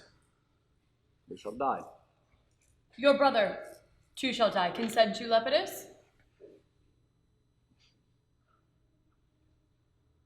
I do consent. Prick him down, Antony.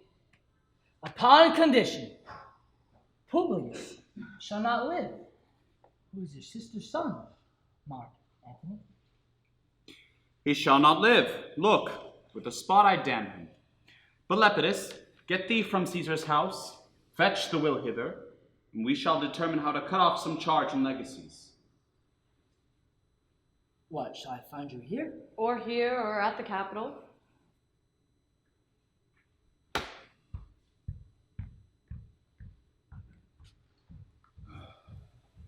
Is this a slight and veritable man, meet to be sent on errands? Is it fit the threefold world divided he should stand one of the three to share it? So you thought him, and took his voice, who should be pricked to die in our black sentence and prescription. Octavius, I have seen more days than you. And though we lay dishonors on this man to ease ourselves of diverse slanderous loads, he shall but bear them as the ass bears gold, to groan and sweat under the business, either led or driven as we point the way. You may do your will, but he's a tried and valiant soldier. So is my horse, Octavius, and for that I appoint him store of provender. Do not talk of him, but as property. And now, Octavius, listen great things. Brutus and Cassius are levying powers. Therefore, let our alliances be combined, our best friends made, our means stretched. Let us go presently sit in council, how covert matters may be best disclosed, and open perils surest answered. Let us do so, for we are at the stake, invaded about with many enemies. And some I fear, and some that have smile I fear, millions in mischiefs.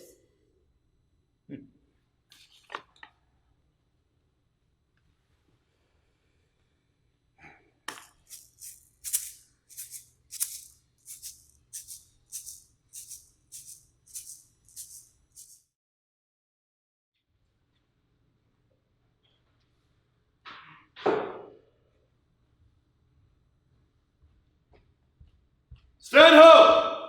Give the word ho and stand! What now, Lucilius? Is Cassius near? She is at hand, and Decius has come to do you salutation from his woman. She greets me well. Your woman, Decius, by her own charge or some ill officers, hath given me reason to wish things done undone. But if she be at hand, I shall be satisfied. I do not doubt but that my woman shall appear, such as she is, full of regard and honor. She is not doubted. A word, Lucilius. How has she received you? Let me be resolved. With courtesy and respect enough, but not with such familiar instances, nor with such free and friendly conference as she has used of old. Thou hast described a hot friend cooling. Ever note, Lucilius, when love begins to sicken and decay, it useth and enforceth ceremony. Hark, she's arrived. March gently on to greet her.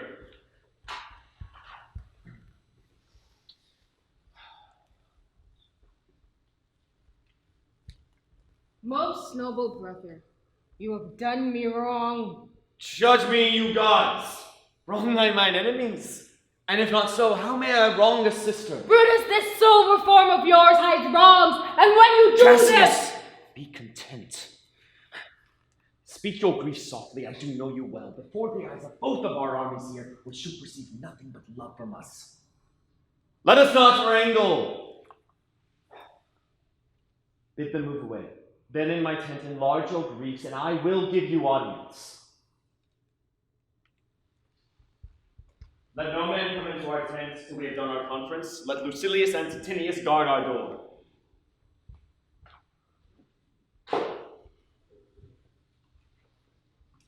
That you have wronged me doth appear in this.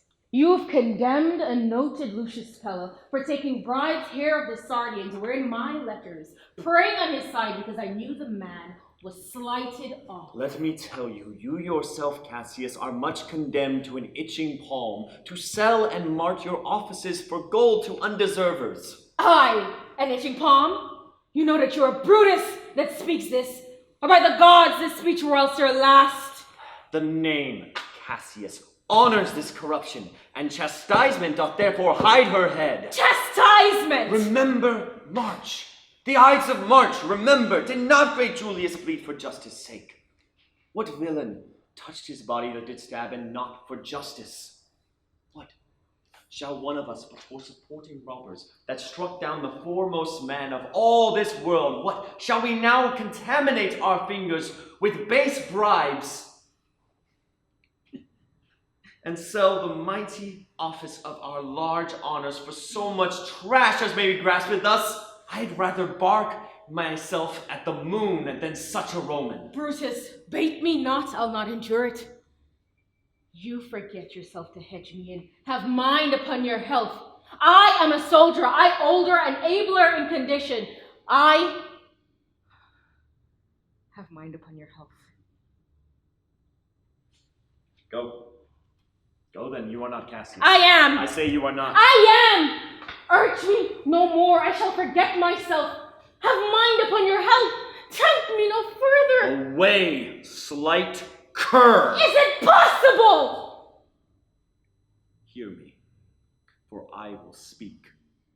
Must I give way and room to your rash choler? Should I be frighted when a madman stares? Oh, you gods! You gods, must I endure all this? All this I mourn. Fret till your proud heart break. You shall digest the venom of your spleen, though it do split you. For from this day forth I'll use you for my mirth, yea, for my laughter when you are waspish. You wrong me, Brutus.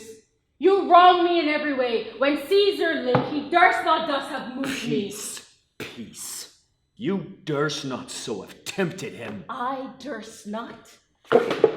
Do not presume to know too much upon my love. I may do that I am sorry for. You've done that you shall be sorry for!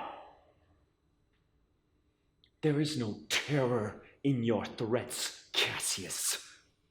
For I am so armed in honesty that they pass me by like the idle wind, which I respect not. I did send to you for certain sums of gold which you denied me. For I can raise no money by vile means. By heaven, I'd rather coin my heart and drop my blood for drachmas than to wring from the hard hand of peasants their vile trash as may be grasped thus. I did send to you for gold to pay my legions, which you denied me. Was that done? Like Cassius. Should I have answered Caius Cassius so? When Marcus Brutus grows so covetous to lock such rascal counters from his friends, be ready, gods, with all your thunderbolts. Dash him to pieces. I denied you not. You did. I did not. He was but a fool that brought my answer back. Brutus had rived my heart. A friend should bear his friend's infirmities, but Brutus makes mine greater than they are. I do not till you practice them on me. You love me not. I do not like your faults. A friendly eye could never see such faults. Flatterers were not, though they stand as huge as high Olympus.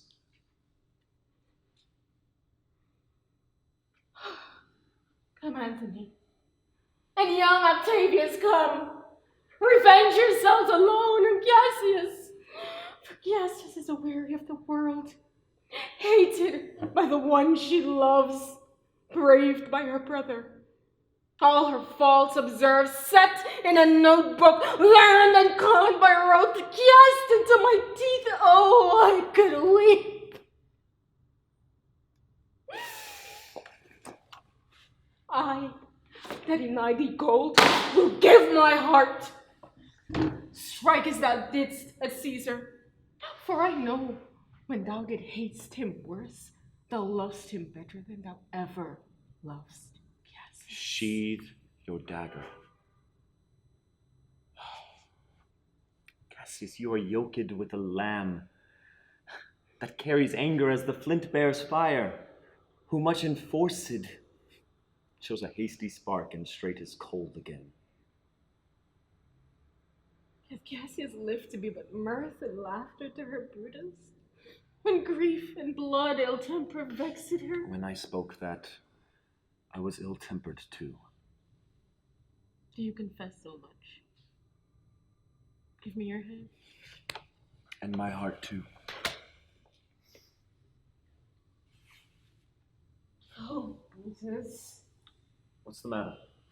Have you not love enough to bear with me when that rash humor which my mother gave me makes me forgetful? Yes, Cassius. And from henceforth, when you are over-earnest with your Brutus, they'll think your mother chides and leave you so. Lucilius and Titinius, bid the commanders prepare to lodge their companies tonight. And come yourselves and bring Messala along with you. Lucius, a bowl of wine. I did not think you could be so angry. Cassius, I am sick of many griefs. No man bears sorrow better. Portia is dead. Portia. She is dead. Oh, I escaped to killing. Oh, insufferable loss. Oh, upon what sickness? Patient of my absence, and grief that young Octavius, with our Mark Antony, have grown so strong. With her death, that tiding came. And she fell distract, and with her attendants absent, swallowed fire. Died so? Speak no more of her. Give me a bowl of wine.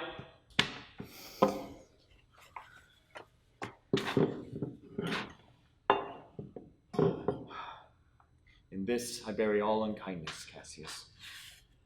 My heart is thirsty for that noble pledge. Fill, Lucius, till the cup or swell with wine. I cannot drink too much of Brutus's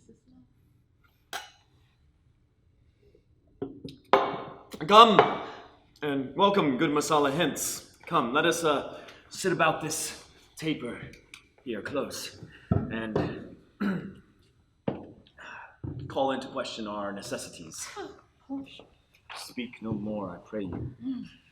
Messala, I have here received letters that young Octavius with Mark Antony come down upon us with a mighty force, bending their expedition toward Philippi.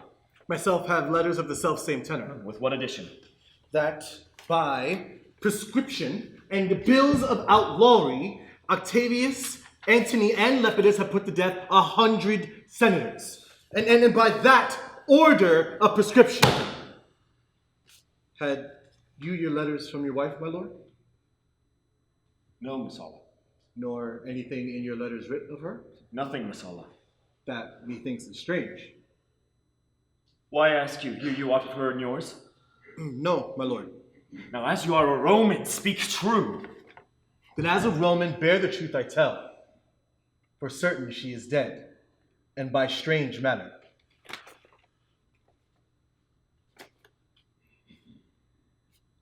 Farewell, Portia. We all must die, Messala. With meditating that she may only die once, I have the patience to endure it now.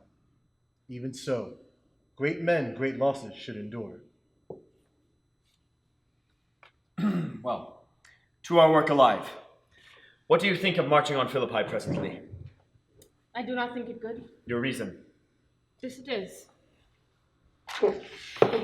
'Tis better the enemy seek us, so shall he waste his means, weary his soldiers, doing himself offense, whilst we, lying still, are full of rest, defense, and nimbleness. Good reason must of force give place to better. Good brother, we, our legions, are brim full. Our cause is ripe. Our enemy increaseth every day. We at the height are set to decline. There is a tide in the affairs of men, which taken at the flood leads on to fortune. On such a full sea are we now afloat, and we must take the current when it serves, or lose our ventures. Then we'll along ourselves and meet you at Philippi. The deep of night has crept upon our talk. Early tomorrow we'll hence and rise. Farewell, good Messala. Noble Cassius. Good night, and good repose. Dear Brutus, this was an ill beginning of the night. Never let such division come between our souls, Brutus. Let it not. Everything is well.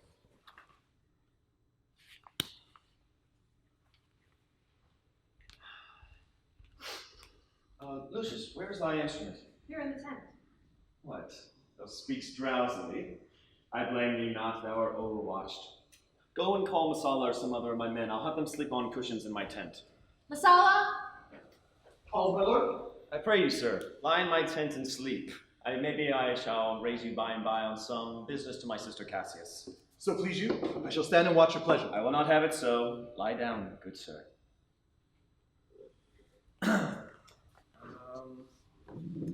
Lucius, here's the book I sought for, sir. I found it in the pocket of my gown. Oh, I was sure your lordship did not give it me. Bear with me, good boy, I am much forgetful. Now, canst thou hold up thy heavy eyes a while, and pluck thy instrument a strain or two? It is my duty, sir. I should not urge you past your might. I know young bloods look for a time of rest. I have slept, my lord, already. It is well done, and thou shalt sleep again. I will not hold thee long. If I do live, I will be good to thee.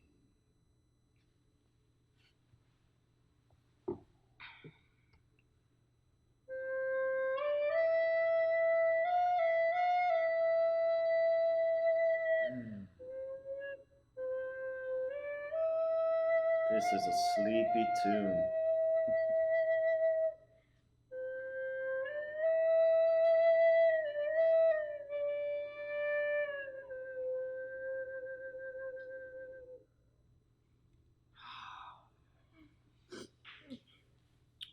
Oh, murderous slumber, layest thou thy leaden base on my boy that plays thee music?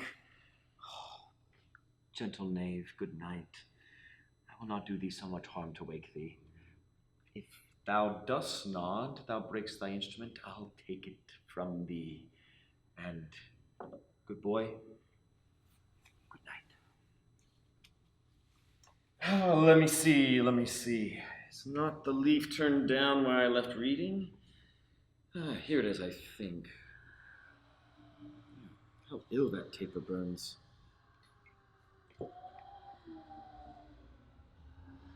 Huh. Who comes here? I think it is the weakness in my eyes that shapes this monstrous apparition. What art thou, something? Art thou some god, some angel, or some devil that makes my blood cold and my hair to stare? Speak to me what thou art!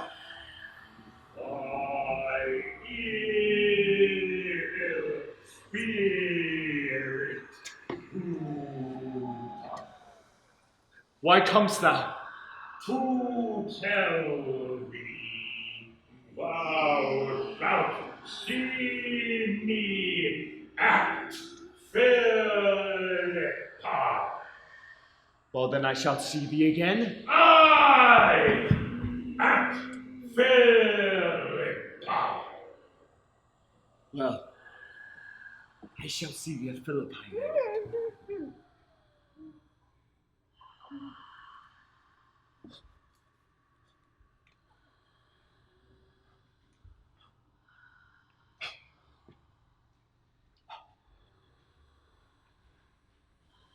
Thou hast taken heart. Thou vanishest? Ill spirit, I would have more talk with thee! Lucius, awake! Messala, sir, good Messala, awake! He still thinks he is on his instrument. Lucius, awake! My lord? Didst thou dream that thou so didst cry out? I do not know that I did cry. Thou did. Yes, thou didst. Didst thou see anything? Nothing, my lord. Saw you anything? No, my lord, I saw nothing. Go, and commend me to my sister Cassius. Bid her set on her powers before betimes, and we will follow. It shall be done, my lord.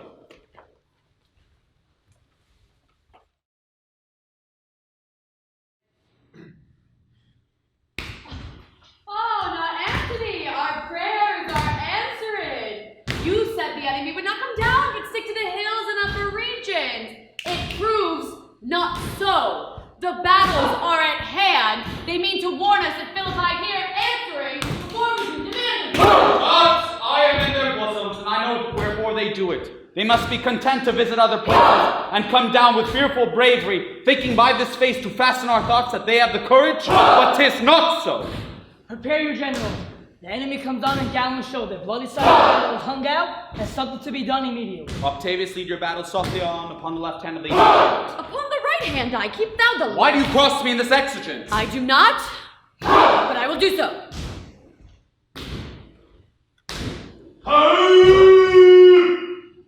They stand and would have parley. Stand fast, Antonius. We must out and speak. Shall I give sign of battle, our Antony? No, Caesar, we will answer on their charge. Make forth. The generals would have some answers. Do not stir into the signal. Words before blows, is it so, countrymen? Oh, not that we love words better as you do. Good words are better than bad strokes, Octavius. In your bad strokes, Brutus, you give good words. Witness the hole you made in Caesar's heart, crying, "Long live Hail Caesar!" Antony, the posture of your blows are yet unknown, but for your words, they rob the Hyblabes and leave them honeyless. Not stingeless too? Aye, and soundless too. For you have stolen their buzzing, Antony. For you do very wisely threat before you sting. Villains, you did not so when your vile daggers hacked one another in the sides of Caesar. You fawned your mouth like apes, fawned like hounds, and bowed like bondmen, kissing Caesar's feet, whilst damned Caska like a cur behind struck Caesar on the neck. Oh, you flatterers! Flatterers!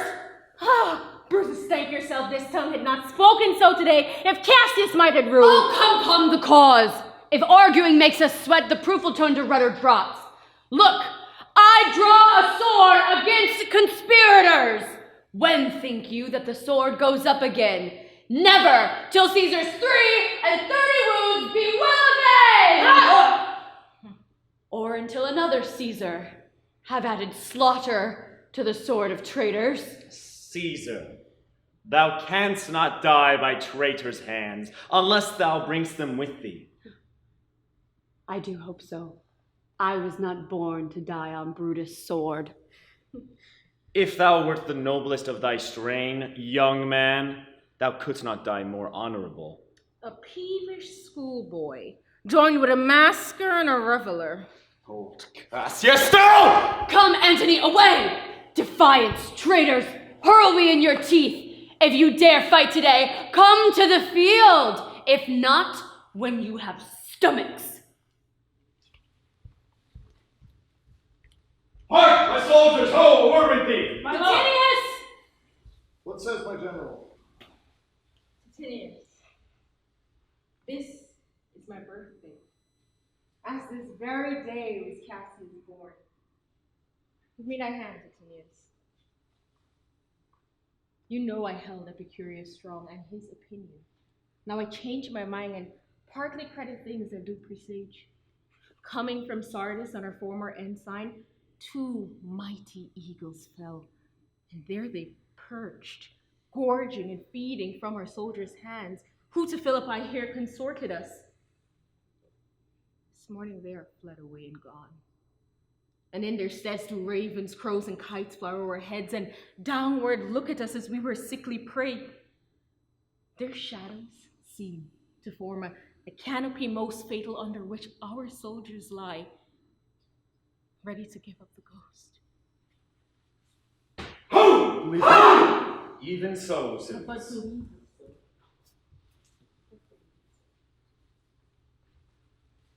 Now, Brutus, let's reason with the worst that may befall. If we do lose this battle, is this the last time that we shall speak? What are you then determined to do? Leave by the rule of that philosophy of death, the one which one does oft give himself. I do not know why, but I find it cowardly and vile for fear of what may befall. I'd rather arm myself in patience to stay the providence of some high powers that govern us below. If then we lose this battle, are you contented to be led in triumph through the streets of Rome? No, Cassius, no. Think not, noble Roman, that Brutus will ever go bound to Rome. He bears too great a mind. But this same day must end the work the item march begun. Whether we shall meet again, I know not. Therefore, our everlasting farewell take. Farewell, forever and forever, Cassius. If we meet again, why then we shall smile. If not, then this parting was well made. Farewell, Brutus. If we meet again, we'll smile indeed. If not, 'tis true. This parting was well made. Why then, lead on.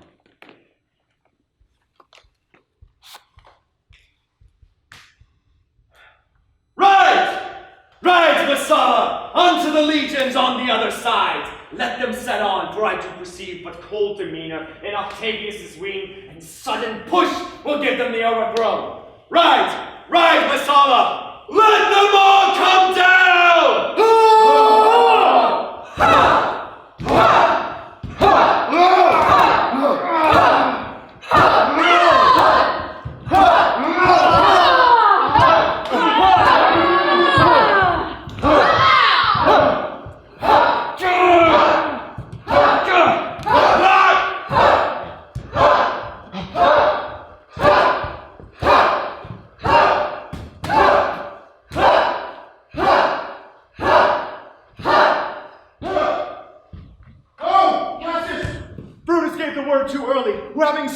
Octavius took it too eagerly. His soldiers fell to spoil, whilst we, by Antony, are all enclosed. Fly further off, my lord. Fly further off, my lord. Mark Antony's in your tents, my lord. Fly therefore, noble Cassius. Fly far off. This hail is far enough. Oh, Decius, are those my tents where I perceive the fire? They are, my lord. Decius, if thou lovest me, mount thou my horse and hide thy spurs in him, till he have brought thee up to yonder troops, and yet again, that I may know whether yon troops are friend or enemy. I will be here again, even with a thought. Go, Decius. Get higher on that hill, regard Decius, and tell me what thou knowest about the field. This day I prayed it first. Time is come round, and where I did begin, there shall I end. My life is run his compass. My love, what news? Oh, my love. Decius is enclosed and round about with horsemen that make him on the spur, yet he spurs on. Now they almost on him. Now some light. Oh, he lights too. Now he is taken. Oh, fool that I am to live so long to see my best friend taken. Come hither, my love.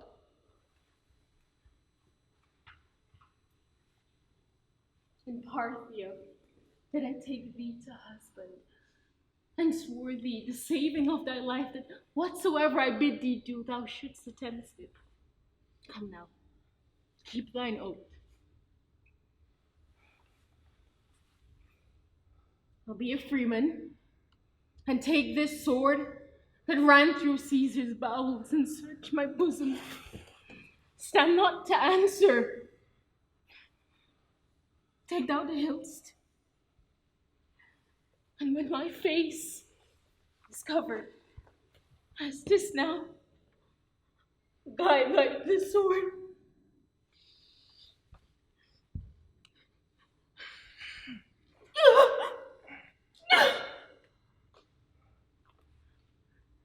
Caesar, thou art revenged, even with this sword.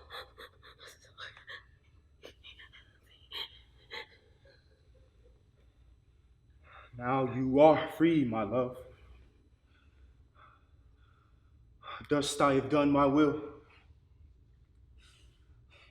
O Cassius, far from this country Decius shall run, where never a Roman shall find him.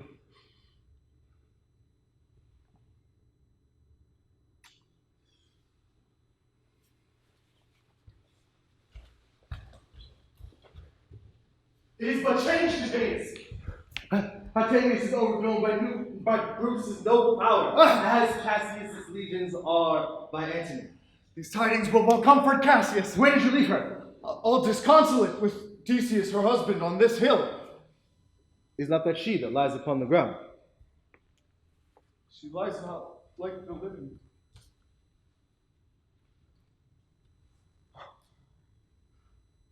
Oh, my heart. Is not that she? No. This was she. But Cassius is no more. Oh, setting sun, as in thy red rays thou dost sink tonight, so in her red blood Cassius' day is set. The sun of Rome is set! Our day is gone! Clouds, dews, and dangers come. Our dates are done. Mistrust of my success hath done this deed. Mistrust of good success hath done this deed. Oh, hateful error, melancholy's child.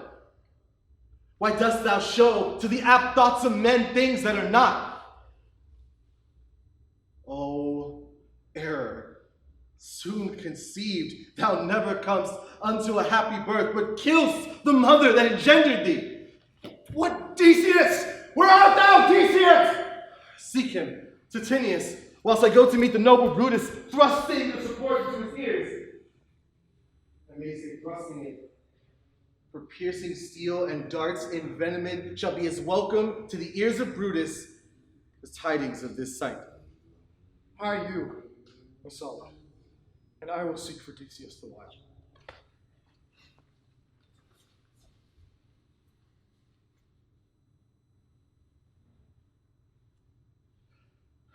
Why didst thou send me forth, brave Cassius? Did I not meet thy friends? And did not they put on my brows this wreath of victory, and bid me give it thee? Didst thou not hear their shouts? Alas, thou hast misconstrued everything. But hold thee. Put this garland on thy brow. Thy Brutus bid me give it thee, and I will do his bidding. Brutus, come apace, and see how I regarded Caius Cassius.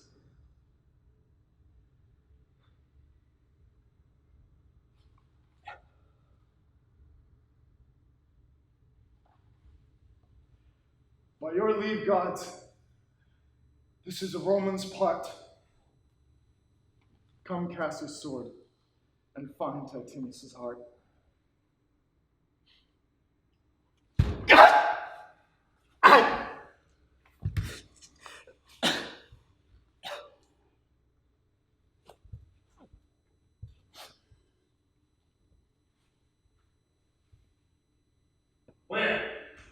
Where, Messala, doth their body lie? Lo, yonder, and Titinius mourning it.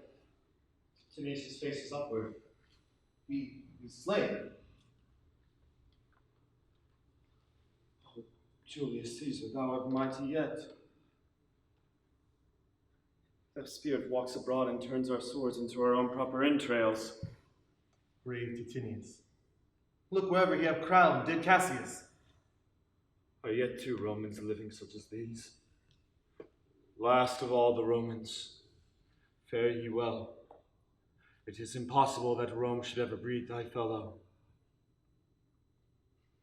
Friend, I owe more tears to this dead friend than you shall see me pay. I shall find time, Cassius. I shall find time. Come, and therefore send her body to Dassos. Her funeral shall not be in our camp, lest it discomfort us. To the fields! 'Tis 3 o'clock, and yet, ere night, we shall try fortune in a second fight. Ah! Ha! Ha! Ha! Ha! Ha!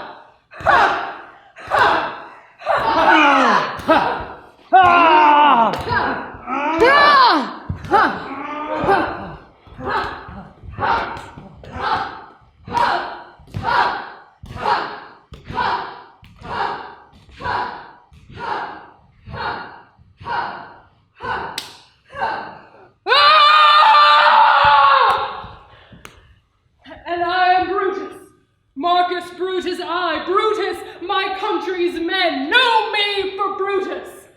Yield, or thou diest. I only yield to die. There is so much that thou wilt kill me straight. Kill me and be honored in Brutus's death. We must not. Noble prisoner. Room ho! Tell Antony Brutus is taken. I'll tell the news. Here comes the general. Brutus is taken. Brutus is taken. Where is he?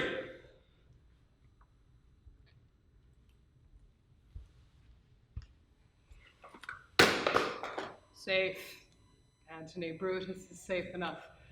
I dare assure thee that no enemy shall ever take alive the noble Brutus. The gods defend him from so great a shame.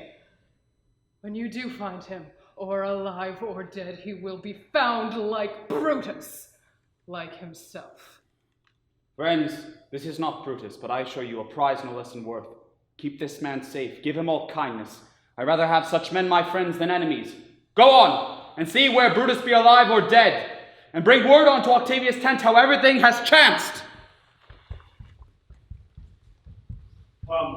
Poor remains of friends, rest on this rock.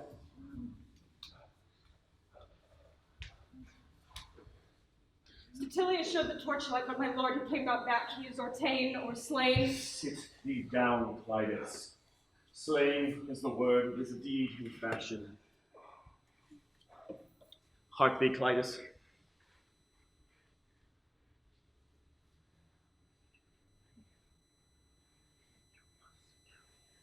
What? I, my lord. No, not for all the world. Peace. No words then.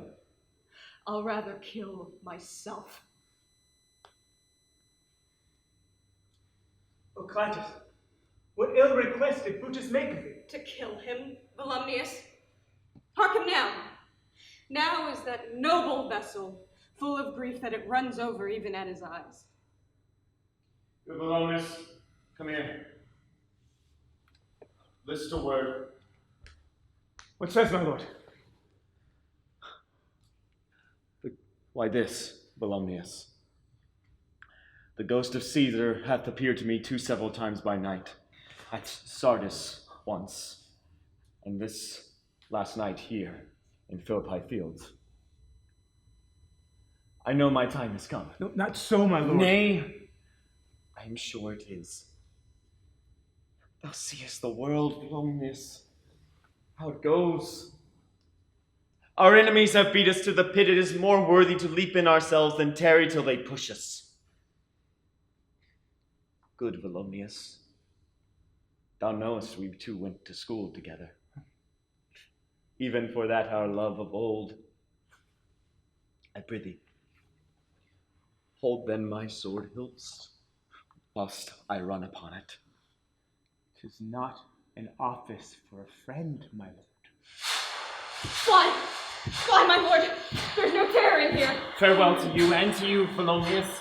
Countrymen, my heart doth joy that yet in all my life I have found no man but he was true to me. So fare you well at once, for Brutus's tongue hath almost ended his life's history. Night hangs on my eyes. My legs would rest that have labored to attain this hour. Fly, my lord, fly! Hence, I will follow. I prithee, Lucius, stay thou by thy lord.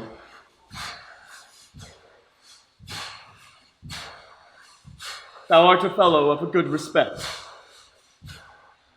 Thy life hath had some smatch of honor in it.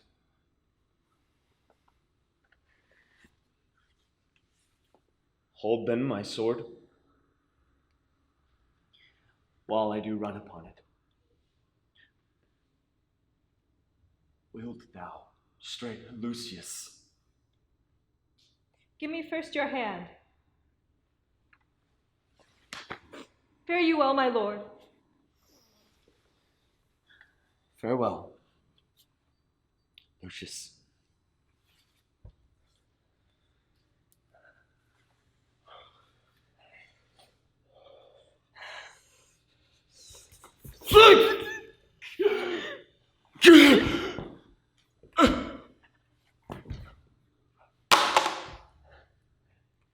Caesar,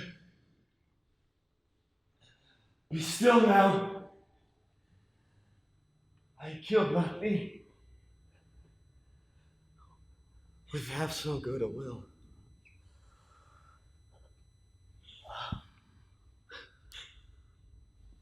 What man is that? My master's man. Lucius, where's thy master? Free from the bondage you are in Messala. The conquerors can make but a fire of him. For Brutus only overcame himself, and no man else hath honor by his death. So he should be found. I thank thee, Brutus, that thou hast proved Lucilius' saying true. Any man who served Brutus, I will entertain them. How died my master, Lucius? I held the sword, and he did run on it.